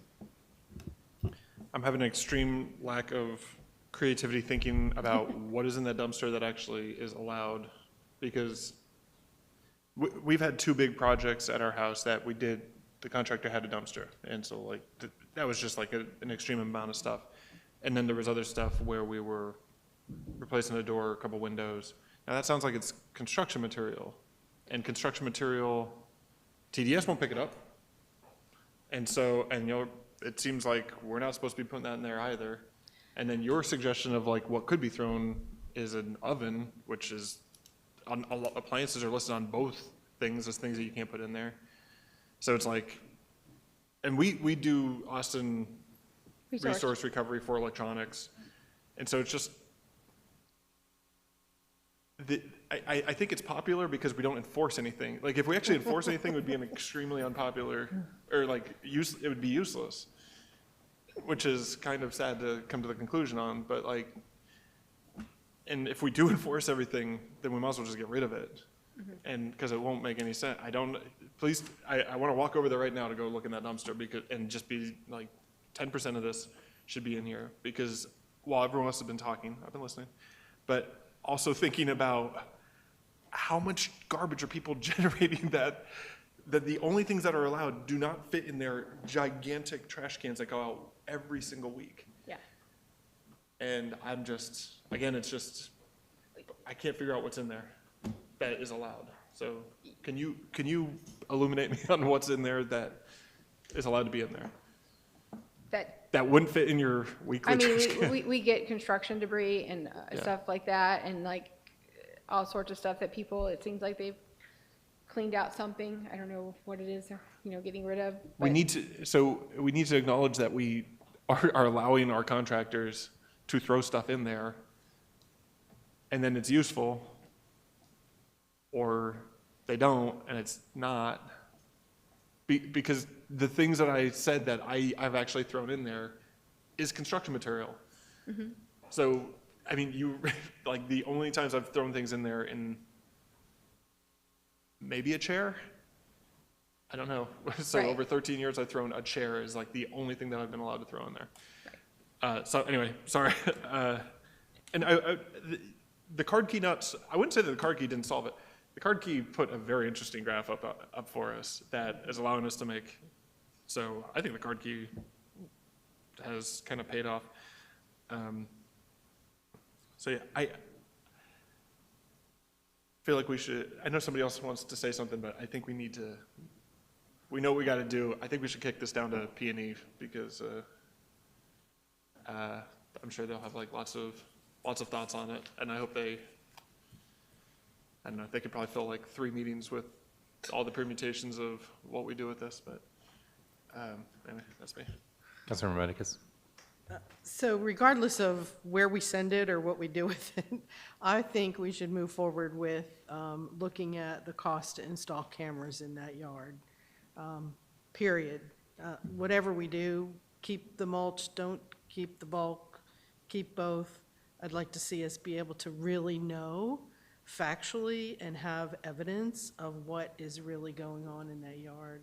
So I think that would be helpful. So I would like to see us get some prices back for that. And yes, on the chipping for the 2 months that we have the extra help, I think that would really be good. And some of those services, the chipping, maybe we need to look at that as opposed to, we added the TDS service for green. We never had that before. That was new. How much are we really dealing with that we have to, and maybe quarterly. Quarterly, we bring a roll-off in or 2 roll-offs, and we start doing cleanups on a quarterly basis. I think that's a really good question for them. Like, what is that threshold? Is it twice a year, once a year? Could we do it quarterly? And then it's organized, and you have people looking at it and making sure, and maybe we provide volunteers to help people. So I think there's ways we can look at the whole thing, but regardless, I'd like to see us have cameras. So what I'm hearing from the staff is the need to continue to operate with the current conditions where we have, right now, nobody can get in without having staff go there and So access. I would say this, so the storage yard almost since the winter storm has been operating on a come check in basis. Right. Because the storage yard gate was down for a very long Right. period of time. The storm kind of blew up every piece of the gate at some point or another. So over the past several months, we've been operating on a please come sign in kind of basis. So it's been operating. And people pretty much cannot on- access over the weekends And because there's people have not, not been accessing it over most weekends. well, because we don't have, well, I mean, are we allowing staff, people to access over weekends, like if they come with their key card or? I can look over the last 30 days and it didn't look like anybody came in over the weekends. Okay. But, And so if I know we had to close it down over some weekends because there was so much brush in the storage yard, there was no way around anything. I think then when it gets wet, we have to close it as well because otherwise vehicles get stuck in it. So I know when I looked at it, I was like, nobody's coming over the last over the last 30 days, nobody came in on the weekends. So I don't know if it was because it was closed or what. Maybe just so we can continue making progress on this, if we were going to take some action tonight in terms of directing staff, it would be giving a notice to residents saying after a month that we're not doing the bulk, right? And that allows us time to come up with rules and potentially even refer it to committee for review and recommendations for operation of the storage yard. In the meantime, the next month, residents can continue to access it via staff, like they're doing now, going and registering what they're doing. It sounds like that we're not preventing people from using the gate during weekends. It's just that we just haven't seen people use it. But during this next period, we would allow that. But personally, after a month, we might have to further restrict access in order to not have people come in on the weekends to dump, bulk items if we're telling them they can't. But an option has been suggested, and I don't know if this is something that we'd want to do, but is to refer to committee for review of what the potential rules would be for the storage yard access. And I could see P&E, I could see Public Works. Both of those would be potential committees that could look at this. Certainly Public Works being the main operator of the staff and facilities time. However, that's going to take time, right? For us to come back with rules, and we're going to be in this kind of limbo time. After we've given a 30-day notice where people don't really have an option for the bulk until we come back with something that we can enforce, right? And that'd be something we'd want to make sure that we're, telling in the community and, what the limitations are. Mayor Pro Tem? It seems like we can't run bulk until we get TCEQ, and it would take 90 days. So I think we have, even if we started today, Right. we have 90 days for public. I'm sorry, Well, it has to. I was trying to think of who would do it, and I don't know why I landed on P&E. Right, but even that 90 days, we have to have documentation that gets submitted, so that's including the ordinance and the rules, so it's not that we can start now, we have to come up with the documentation that we're submitting to TCEQ for how we're going to be, and then it starts the 90 days. So it's going to be a long period of time, the longer we take to, make a decision, right? Well, do they want all of our rules about like how we limit it? Because a lot of the limitations that we have is just around So we and need, cost, and they we don't have care to how much. include facility operations and how the facilities operate it. So that's going to include, what the plans are for the facility, what hours we are operating it, all of that has to be included in what we document and give to TCEQ. Like the hours that we operate? It's facility operations. I don't know. I feel like I feel like our limitations are just money, that we don't want to have it staffed 24/7. And so do they care if we have a 24/7? So we just apply for a 24/7 and then we scale it down to what we actually can. No, that doesn't work. We want to figure out what are the rules. I mean, I just think we need to do that regardless of, what we're submitting or not submitting to TCEQ.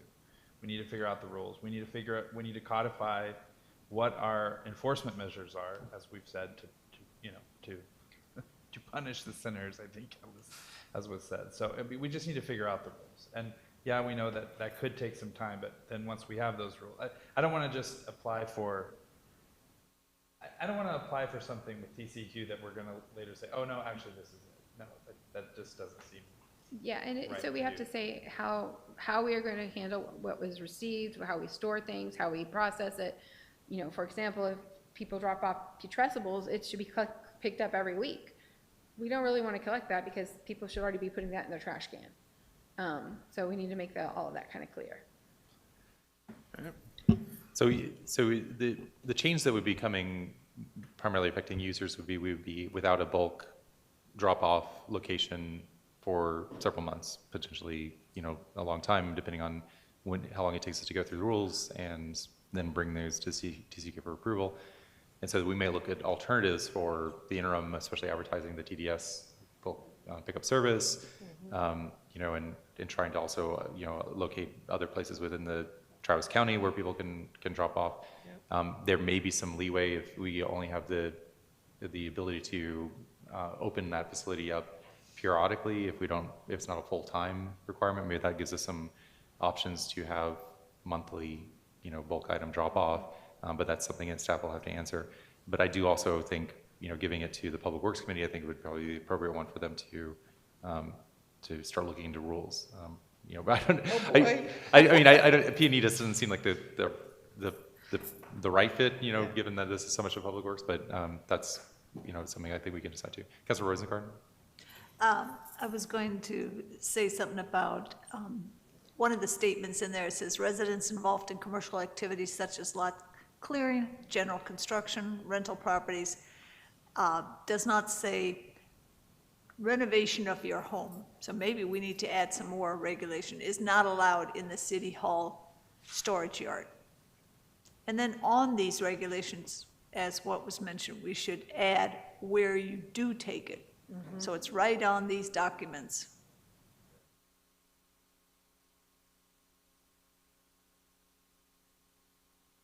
Sorry, yeah. On the question of citizen input that Rob brought up, I would actually, and feel free to disagree with me, Councilmember Medicus, but I think that P&E would have a broader view and give better citizen input on this question than Public Works would. Public Works, the folks in Public Works are concerned with roads and utilities. Engineering, yeah. And they're going to go, why did you bring this to us? So I would recommend that it go to P&E. And I think if we spend an extra month talking about this, I don't think that's a terrible thing. We can continue to operate as we are with people signing in and take the time to get some citizen input and to think carefully about what we want the rules and regulations to be.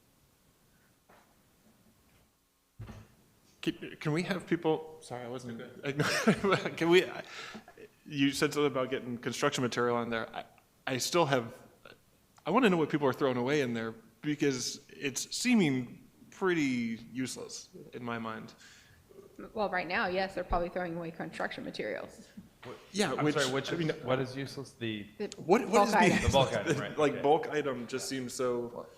I guess what we can also do in this time of where we're deliberating and coming up with the rules, we can have the staff that are, assisting folks to really document, okay, this was fine, because I think that data would be, it sounds like that's what you're asking, Councilmember Johnson, is what is that dumpster being used? Yeah, and I don't know if I'm in a bad mood or what, but also the idea that like TCEQ, not to come back to it, but it's like we want to present what we're going to do. We want the most permissible that they will approve, and then we could limit it so that there's flexibility. That in my mind, that's what we would do, because if we say this is what we're going to do, and then if we want to change it again, we need 90 days to change it. No, I don't think you have to have 90 days to change it again. But there are different regulations. So for example, if it's operated outside of Monday through Friday, 7 to 7, we have to give notice to every adjacent landowner that we're going to be operating this facility outside of those time periods. So there's different notification requirements and things like that that will have to take effect based on what rules we do adopt. Yeah. And you'll also have to plan your staff around it. Right. But I'm not saying that we would do it. I've been saying that we would be able to. I'm just trying to keep us in control of how we do it. They get to say whether we can or not. So it's just like, what is the most we can do and still get the ka-chunk on the TCEQ. We are a general law city. We have to comply with TCEQ. No, exactly. Yeah. But it's just like the most permissible, and then we get to say this is how it fits us. I don't know why I'm stuck on this. I don't know. It's just like Yeah, you're just trying to buy time for us to have an order to come up with our rules, right? just allow us to tailor what we things want. to what we want, because is there, like, what is the menu that they offer us? Is it pass or fail, or is it, you could, No, I don't know. I don't think it's a pass or fail in this kind of collection facility scheme. It's not I think it's just different things come into effect depending on what it is you're wanting to do. So, if we're operating, like I said, if we're operating it Monday, 7 days a week, 24/7, that has a different kind of level of notification we have to do. So if we're only operating it during those, I think it's Monday through Friday, 7 to 7, then we can just check that off, and it's less paperwork we're filing. So we just need to know those rules and regulations and just have a plan for how we're operating this facility. So. Councilor Medicus? So, I think what I would suggest is that we send this to P&E with the appropriate answers to the information that, to questions that have come up here about what they require and what our options are, and how many times, those questions, how many times we could do bulk pickup. And then I do want us to direct staff to price out cameras and bring that cost back to install cameras in that yard, no matter what we do. And in the meantime, I would like to see photographs of anything that is off in that yard, so we can see what people are putting in there. So if you're cleaning it up, take a picture of it first. Visuals, are worth 1,000 words. So we see what's really answering the questions Councilmember Johnson has, is what are people putting in there? Let's see what people are putting in there. And then also, I think really understanding what is allowed and what isn't, because it is confusing. I don't know if there's a list. Is it in there, a list of what you can put in those and what you can't? And then what you can and can't expect TDS to pick up when you call for bulk. So having that information before we dump it onto the committee for research, I think that would be really helpful. And the other possible recommendation, do we want to provide a month notice to residents saying that after that month, bulk items will no longer be accepted until these rules are codified? Yeah.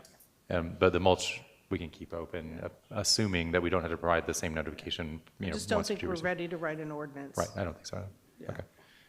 So the other thing would, sending out the notice that a month from now, assuming that we can continue the mulch without notification, that that's going to continue, but the bulk item, drop off is going to be curtailed, not allowed until we come back with ordinance.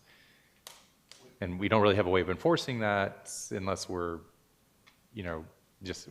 obviously going to be notifying that if somebody does that, then it's illegal dumping, and we'll have to, have a. And alternatives where. Obviously putting alternatives. Yeah. Even after that month, we can't prevent somebody from coming in there, Right. and we don't have a fence around it. We don't have, it's just that it's going to have to be.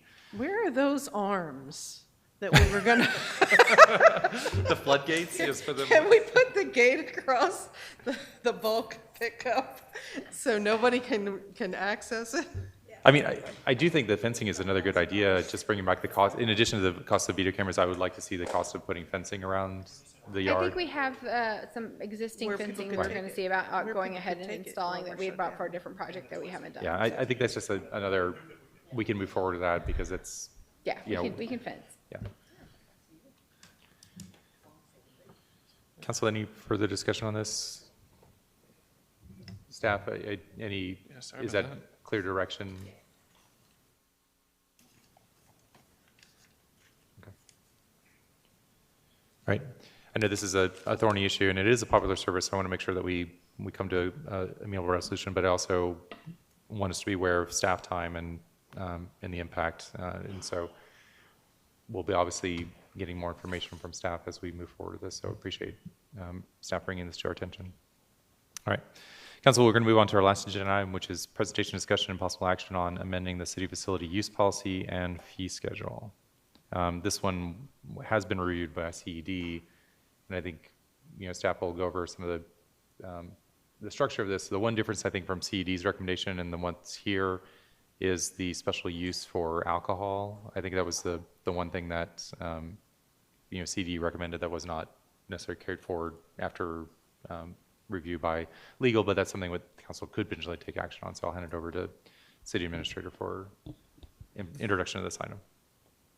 Thank you, Mayor and Council. So we're excited to have City Hall back in use, and I know residents have been calling and asking, they're wanting to rent the facility again.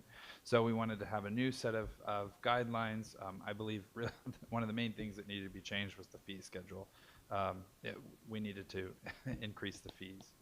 Also, we just needed to iron out a few other issues, and so that's why you have this new facility use policy that was developed by our community coordinator. It has been vetted by legal, but as the mayor said, the only thing that so Darren Henry reviewed and made his adjustments.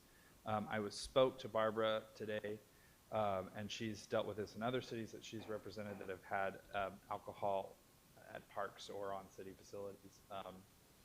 And she recommended, rather than the city issuing a permit, that there be some sort of checklist and verification that they have received whatever, that they followed appropriate TABC. So there's special TABC permits for like special events, like if you're serving beer and wine at a wedding or a reception or something. There's caterers, caterers permits. Caterers permits. So we would want both a waiver, like waiving a liability waiver for the city, and then some sort of checklist that they've received the appropriate permits and licensing from TABC. So that was I wanted just to pass along the attorney's, the city attorney's input on how to deal with the request by CED to allow certain events to have, if the resident or applicant requests it, to have alcohol on city facilities. But the attorney confirmed CED's recommendation that it be limited to beer and wine, not hard liquor. I went ahead, so Councilmember Medicus had a few corrections. I also have made a few corrections, so I'm happy to go. I don't know if you want me to, if I can show you the changes I've made. We can just go through section by section. If you have any questions, how would you like me to present this? So let's just go through. Okay, so just some capitalization. This section here, so when Danielle initially drafted the policy, she was thinking that this would not be used, and I said, well, that's going to be a tough sell. So I struck this clause. I did increase the price. If you're going to rent, yes. If you're going to rent the whole building, it's $50 an hour because there will be staff time involved to prepare the room. Okay, is that better? Okay, so I just struck this clause because we're allowing the chambers to be rented. This is prohibited uses for rental, a clause to be added because, as Councilmember Medicus pointed out, the Arts Commission is sponsoring the West, this to be a location for the West Austin Studio Tour, which is, basically we're allowing Sunset Valley residents to showcase their art, which is for sale. So, but essentially we don't want this facility to be rented to be used for a commercial purpose. So that's why, so it's prohibited uses for rental because this is about renting the facility. Other changes. So this is a discussion point. This came up when we had an organization that rented the facility week after week, and there was some controversy around that, and so the policies were amended, I believe, in 2018. It was the last time that they were amended to try to deal with this. So this that was struck here is addressed in the later section. This is what CED wanted. This was in the old facility use rules, and CED wanted it back. It was that if a resident, for example, if a resident sponsors a group or organization, that the resident must be in attendance. I guess we could leave that in there.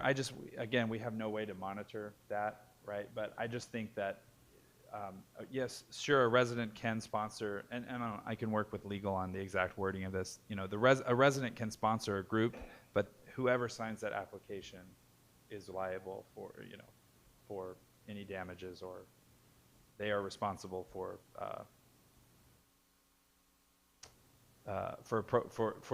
the group following the rules. So I don't know if we want to leave that in or out, that the resident must, you know, I don't know if a resident that's a member of the, I don't know, Rotary Club, and they want to have a meeting, do we require that resident be there? Yes? Okay. Okay. That was CED's recommendation. So I'm just going to go ahead and check format change.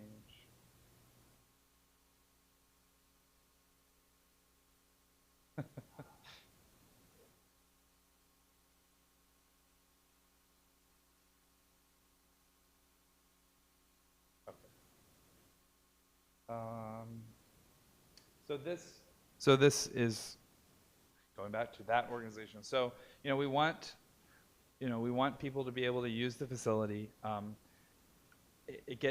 wrestled with this of how to craft, because what you don't want is you don't want someone to continually using it, like, I'm going to use it the last, you know, Sunday of every month in perpetuity. You know, it's supposed to be meant for all. So I tried to come up with, well, maybe should it be that you can only use it 4 times consecutively? But then what if you have it gets hard to try to quantify that. So this is what was in the previous facility use policy. However, CED recommended that if it's ongoing or weekly reservations, you may not reserve it for a date more than 30 days after the date the reservation is made. I know that's a tongue twister, but essentially, you know, you can only book something consecutively 30 days out.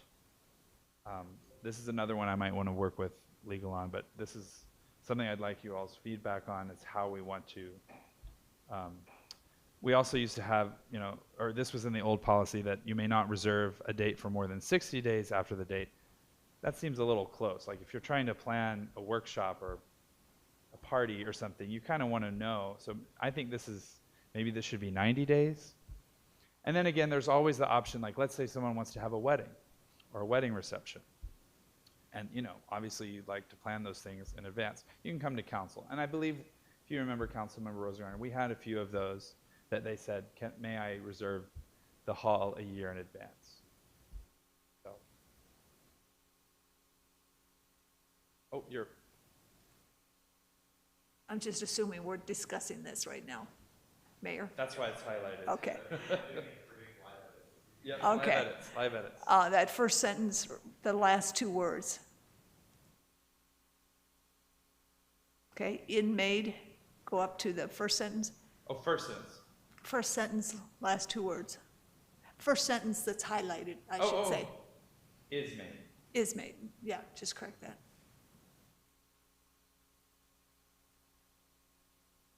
Got it. I'll keep going. Oh. Oh, no? So in my mind, it's not so much how far out the date is reserved, it's the consecutive use. And what happened before, from what I understand, was you'd have it, you could reserve it 30 days out, you could reserve like 1 day a week for 30 days, but then right when it was expiring, they'd come in and reserve it for the next 30 days, so it was never available to anyone other than that group. So, you know, if you're planning a wedding or something, you might want to book 6 months out, right? So for me, it's not the date you're booking it, it's how often you book it. Yeah, it's almost like the first sentence isn't needed, it's what to do about the repetitive. Right. So Or- it has to do with consecutive use, in my mind. Consecutive use, okay. And I don't know how to word that, so we make sure that if I Well- want to have a wedding on Yeah. a Saturday 6 months from now, that somebody isn't already booking, you know, every Saturday in that month. We also say, I don't think we want people, you know, there is the option of, you know, kind of special dispensation from council. and, you know, I don't think council or you know, the city or our committee would do this, but, you know, if someone booked their wedding really far in advance and then see, you know, that's the weekend that the Arts Commission wants to unveil, you know, so, because in the That's policy. that community calendar. Exactly, that's the community calendar, and also in the policy, you know, any city event can trump a, Right. a booking, so, you know, we wouldn't want to throw out Ruin somebody's somebody's wedding. wedding. Right, Yeah. right. Wedding, you know, so, yeah, I don't, 60 days isn't really, that's really not a good time for planning, so should we just change that to 120 days, or what's 6 months, 180 days? I don't think that first sentence is. Or just take it out? Yeah, it's the ongoing weekly I'm reservations. fine with taking it out. That's the problem.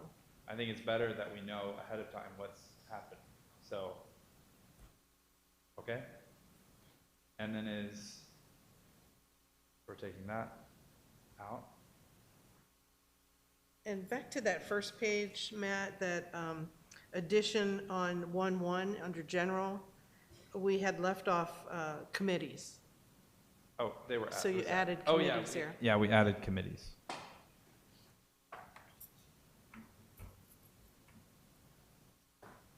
Can you go back to the one you were working on before, the 6-8?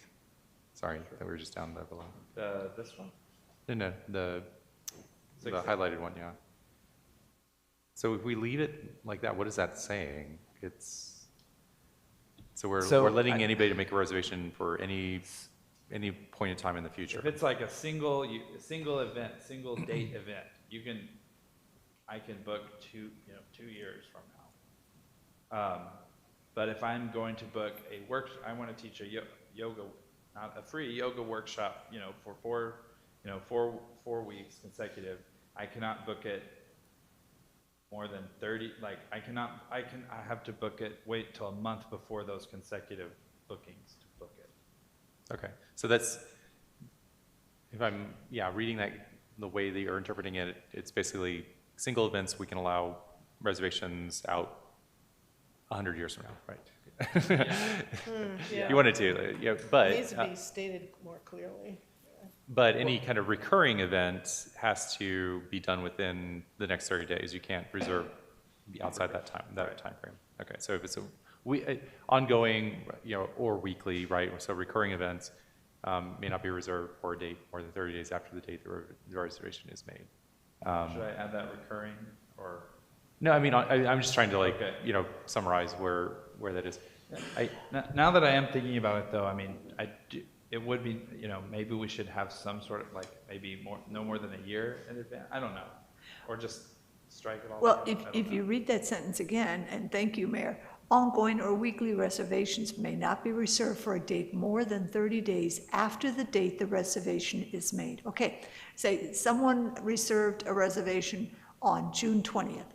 They cannot reserve again for they cannot reserve this facility for another 30 days. So why do we have weekly in there? It's not even allowed.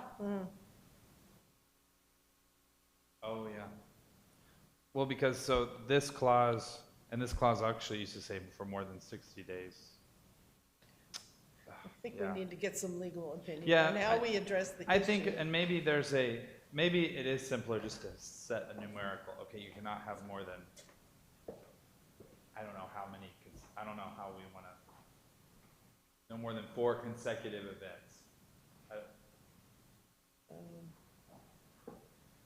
Yeah, I remember back in 2018, we struggled with this very language, is just trying to set caps on the Can't we use. just say, give the attorney the issue that we're trying to solve and ask them to suggest language that we could use that would solve that issue?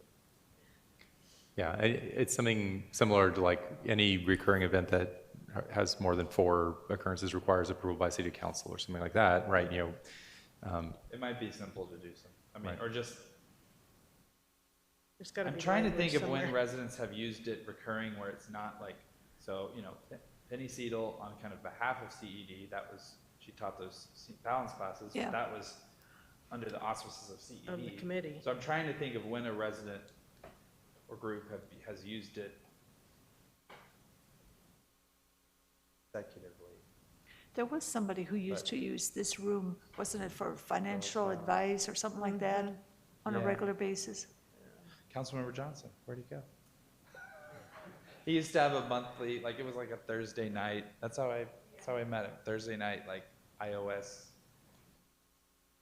user group that met in the conference room. It was like, Okay. Councilmember Johnson, enlighten us. So he,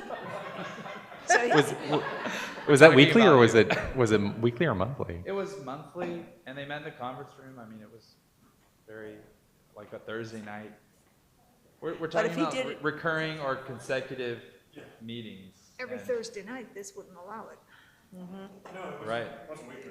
I was the only person presenting, so, it didn't. Are you asking when it was? Well, so we're I think it was once a wrestling- month. We're once again wrestling with this issue of how to deal with consecutive or repeat recurring, you know. I actually don't. rentals. I actually don't care if people use it on a recurring basis. But again, not to stop people from feeling like, oh well, they got dibs, you know. So it's almost like, you know, you can have it on a regular basis, whatever that is, Yeah. but you can be bumped for obviously city use. But Yeah. you could be bumped. How do you again? Send it's illegal, but like I feel like you should be able to be bumped with 10 days notice if someone else that hasn't been using it consistently wants to. I know hey, it sucks, but the thing is, like, if it's just sitting here, Right. then Maybe it's weekends. I've got an idea. On that highlighted sentence, drop off the rest of the sentence after 30 days. And then we have to either come up with a new sentence. Yeah, now read it. Ongoing or weekly reservation may not be reserved for a date more than 30 days. That says you can reserve it for 4 weeks in a row. Done. Now, cannot reserve future after the date the reservation is made. Okay, so future ongoing reservations cannot be made until 30 days from that. So a whole new sentence. You can reserve for 4 weeks. Thereafter, you have to give a month break, and then you can do another 4 weeks. That's, because if you read that sentence without taking off that last part, that's what it sounded like it was trying to do. 30 days, you cannot reserve, okay? Here's your last day that you reserved. It's June 20th. You can't reserve again until July 20th. But if the first part of the sentence, it says weekly. So can I do it weekly, or can I only do it once a month? Right. So if we want to allow them to do it weekly, they can do it weekly for 30 days, but then they cannot do that again for 30 days thereafter. Is that what we're trying to say? 2 different sentences? So what if somebody wants to do like a retreat, a workshop for Exactly. 5 days in a row? 5 evenings It's ongoing. or 3. It's recurring. I think that might be the better language, recurring Recurring. reservations. So we don't get into that, is it weekly or nightly or Monthly. monthly or, So recurring. I think that's a better word, yeah.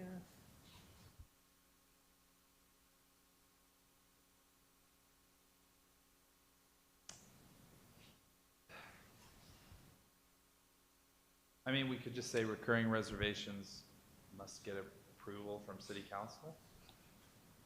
Again, I really don't think many people are coming and asking for recurring reservations there. They want it for a party, or they want it, their group wants to meet. CED also wants to see, the city hall be, and we talked about options, and with having the lockbox out there that can be, the code can be sent to the user, like, every second Thursday, the city hall is open and people, residents can come in, and then, whoever on CED is in charge can lock that. And those are the type of things that will be on the community calendar. That's a committee, Council- and that's a committee. And it's a under city, the and it's a city auspices. function. Yeah, it's a Yeah, city it's a function. city I function. it's something, I want to avoid the situation where we have somebody who wants to do like a one-time event that's like 5 days, right? That's not a recurring meeting, that's a one-time thing. So maybe regular recurring meetings have to come back before Regular. city council, Yes. right? Something that, because I think anything, what we're trying to avoid is somebody without council approval saying, I want to reserve this every week. Or every or weekend, all year Every weekend long. for this. I mean, and so regular recurring meetings, those are not allowed unless you have to come to council for permission. All Yeah, those meetings they can reserve. And I would say leaving it indefinite it makes me feel a little itchy, just saying, I don't want people saying, 2035, I want to have this, Oh, yeah, until yeah. I would say 180 days is probably 6 months. 6 months. Yeah, that seems like it's an acceptable sort of. That's like planning a wedding reception. Okay, so we're bringing back the first sentence, but putting 180 days? Yeah, and then I'd say regular recurring reservations must receive, so I think 180 days is what I'd recommend, and then regular recurring reservations must be approved by city council. Councilmember Young? Could I suggest that maybe other than special events, it doesn't need to come to city council, that it could be left to staff discretion? Sure. And that's a way to solve the recurring problem, which is you have to get staff approval for this. And if you have someone who's abusing this, the staff can just simply say no. Yeah, I think, it does, yeah, that's fine better. too. And they can appeal to council if I'm. Yeah. Sure. To me, so. Yeah. Approval of the city administrator, appeals to council, yeah. I don't know why I'm feeling so pedantic tonight.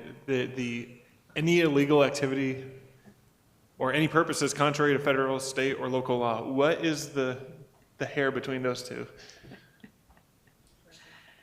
It's in 5.1, it's just like, no illegal activity or any purposes contrary to federal, state, or local law. Legalese, it will drive you crazy. I just thought it was funny, it's just like, what is illegal, yeah. Also, when does it kick in that you need TABC? Is it, because like for our wedding, we needed a TABC. Right. But like if you're having a birthday party or whatever. I'm going to work on Attorney Barbara with this some more. So, the idea I think is to bring this back, and so. I have a little bit of experience with this. It really has to do with if you have a place and you're renting it out, and you want to make sure that you have the liability taken care of for the alcohol. Then you have a policy to make sure that they have what they call a TABC caterer's permit. And in order to get that type of permit, the business has to make sure that their employees are trained, in age identification, et cetera, et cetera. And then once you do that, basically they're responsible for the alcohol serving, not yourself. And so that's the way to get around that. So I think it'd be a good idea. Other nonprofits I've been a part of have always made sure that they have that as a rule to make sure that they don't assume that liability themselves. Because I'm in favor of being treated like adults and being able to like but it seems like if we wanted to just have a little city of, like if we were showing art in here and they wanted to have a little chest of beer, but then we got to have a TABC, and is a TABC requirement to have the police also, or is that just venues that do that? I think that has more to do with if you want to have a city event and have some beer, I think that's kind of on you. You know what I mean? Then you're having a city event with some beer. It's more a matter of if you're renting the place out. Yeah. And you want to make sure that the city is not responsible because the city's not here running that event, right? Somebody else is. Okay. You want to make sure that that person is hiring someone who has certification that they understand alcohol law.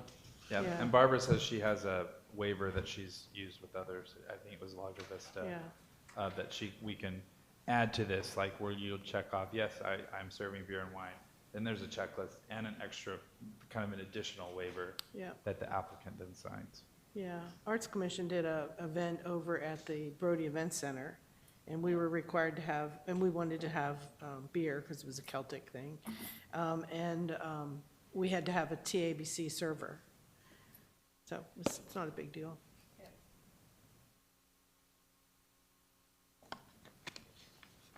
Are you saying that alcohol is in my heritage? It's in mine. You know that's true. And so this is where we had changed to, it's a waiver based, not a special permit, right? I don't know if I guess it's an additional regulation that if you're serving, and I'll work with the attorney on the language. I didn't want to bring this up now, but Yeah, I don't think it's a special use permit. That's No, where you're, it's that's where you're selling alcohol Yep. by the drink. It's, Serving beer and wine. this is totally different. You have to have a certified server, you must. basically, a licensed server. And I'll work with the attorney on language.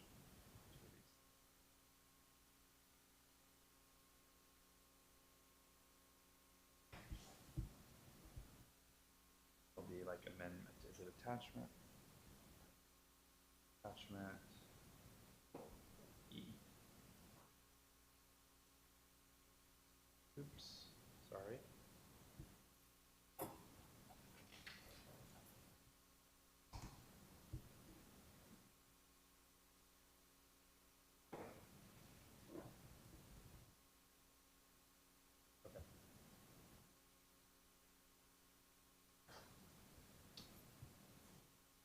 So one other, Kyle's still here. You know, I went back and forth with Danielle on the fee schedule, and you know, she was really recommending, you know, we assess a cleaning fee if, you know, because we had a lot of people that used the facility and it was spotless. You know, when we came back in, then there was other times it wasn't so spotless. So some sort of cleaning fee, because we used to charge a deposit that we honestly just stopped collecting. You know, because you know, the only method we had was if someone like, you know, brought in a check. We didn't have a way to, you know, hold someone's credit card. Kyle, finance really recommended, like, no, don't say you're going to assess a fee for cleaning or for damages. You need to get that money up front because, you know, are you really sure they're going to pay you if you send them an invoice? So we need to change the fee schedule. Right now it says cleaning fee, but we're going to do a security deposit instead. Kyle's working on a form, basically a credit card authorization form. Am I right, Kyle? Right, for holding, you know, holding the deposit.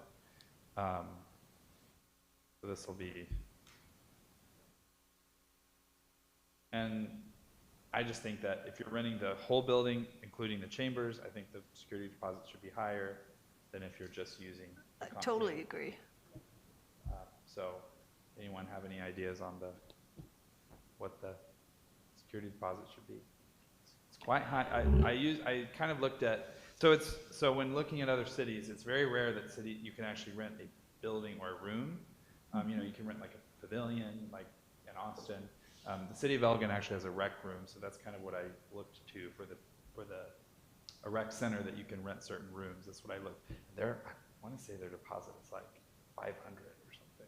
That's what I was thinking, That's $500. pretty high, which seems a little high. So You might I consider. would say, I was going to say, I wouldn't say there should be a security deposit for just the conference room if you're. No. Right, so this would just be for the city hall, lobby and kitchen, Lobby and or kitchen entire or building? entire building. Okay. Yeah. One thing CED asked is, well, what if someone wants to use the courtyard? I mean, so the courtyard is a you know, it's a public space. People can, you know, if someone wants to come and do yoga, they can do that at any time.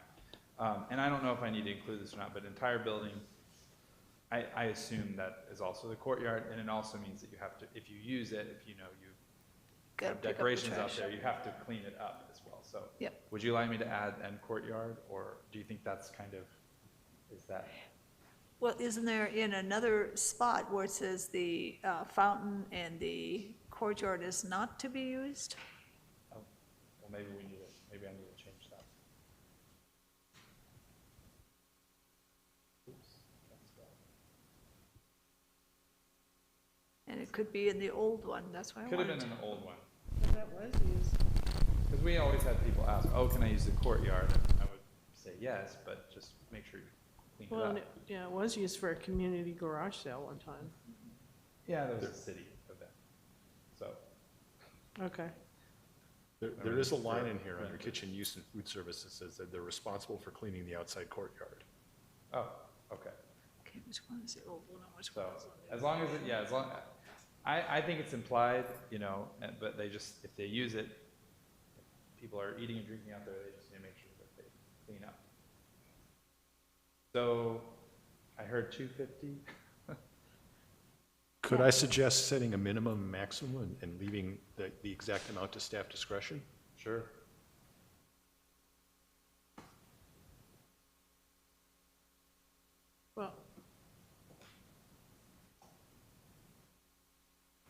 What's the 250 in the City Hall entire building? What's that? Sorry, 250 column? is the occupancy.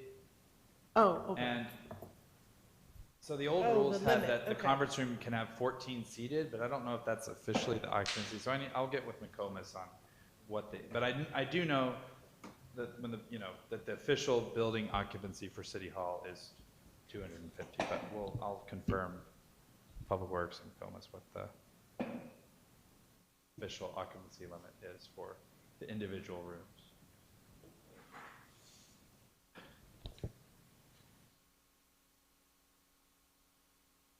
Also, what I don't have, so Danielle's original proposal had the police department training room listed. I took it off. We could put it back on. We could make Sergeant, the PD would definitely need to be the contact because they schedule trainings. One of I think the pitches why they got that room is, they host trainings there because then our officers get to participate, right? I think if we have all of the various rooms available, do we need to have I don't think we need to have we save of course for city events it can be used, and for if the police department is like sponsoring a training. Okay. Yeah, I think we just do the lease on the City Hall. Okay. So Councilmember Young suggested there would be a range determined by, we'll set the range, and then depending on the type of event, staff can, so minimum of 100. 100 to maximum- 500. I'm sorry? Do 100 to 500. 100 to 500. Yeah, I'm saying if it's a 250 wedding, if it's like the entire building? A range, so if somebody's gonna have like a wedding reception, you might wanna have a higher security deposit if they're using the whole building. If somebody's just doing a lecture or something, like, So, and I think it should only be assessed for, if you're just renting the conference room, we don't have a Right. security deposit. well, But we were talking about though. Oh, yeah, very good point.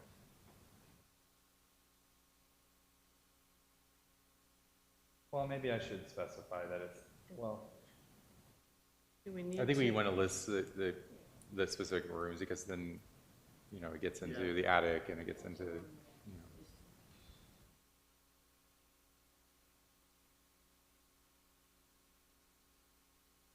Do we wanna charge a security deposit just if somebody wants to have a meeting in the conference room? no. I currently fine. don't have it listed. So I have these asterisks, so, Yeah. I'll put plus. Well, not plus, with, because you get it back if it's a. Okay.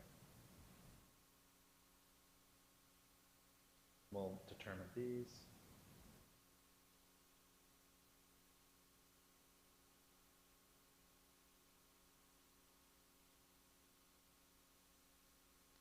Then the addition on the Oh, kitchen.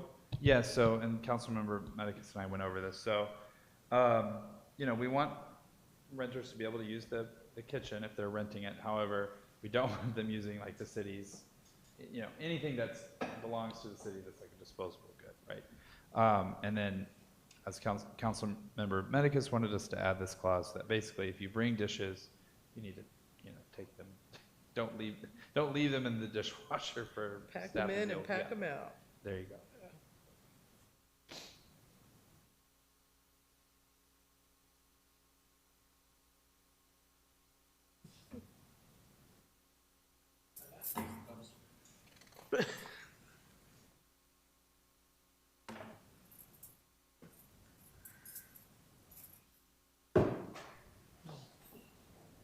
Any other suggested modifications? I think we'll need a clean version of this before we can approve it, but,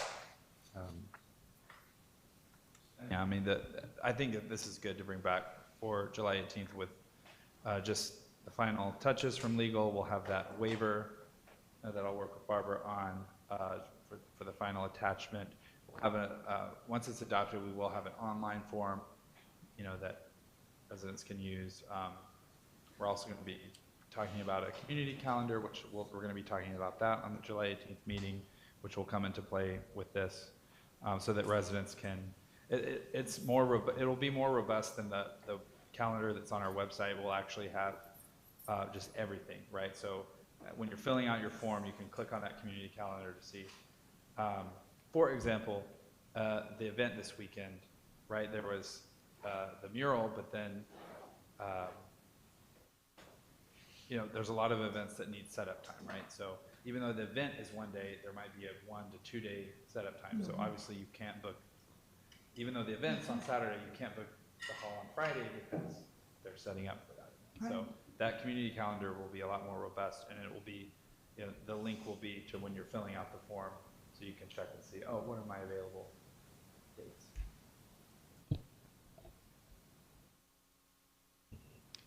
Council, any other comments on this item before we give it back to staff to bring back to us for final approval?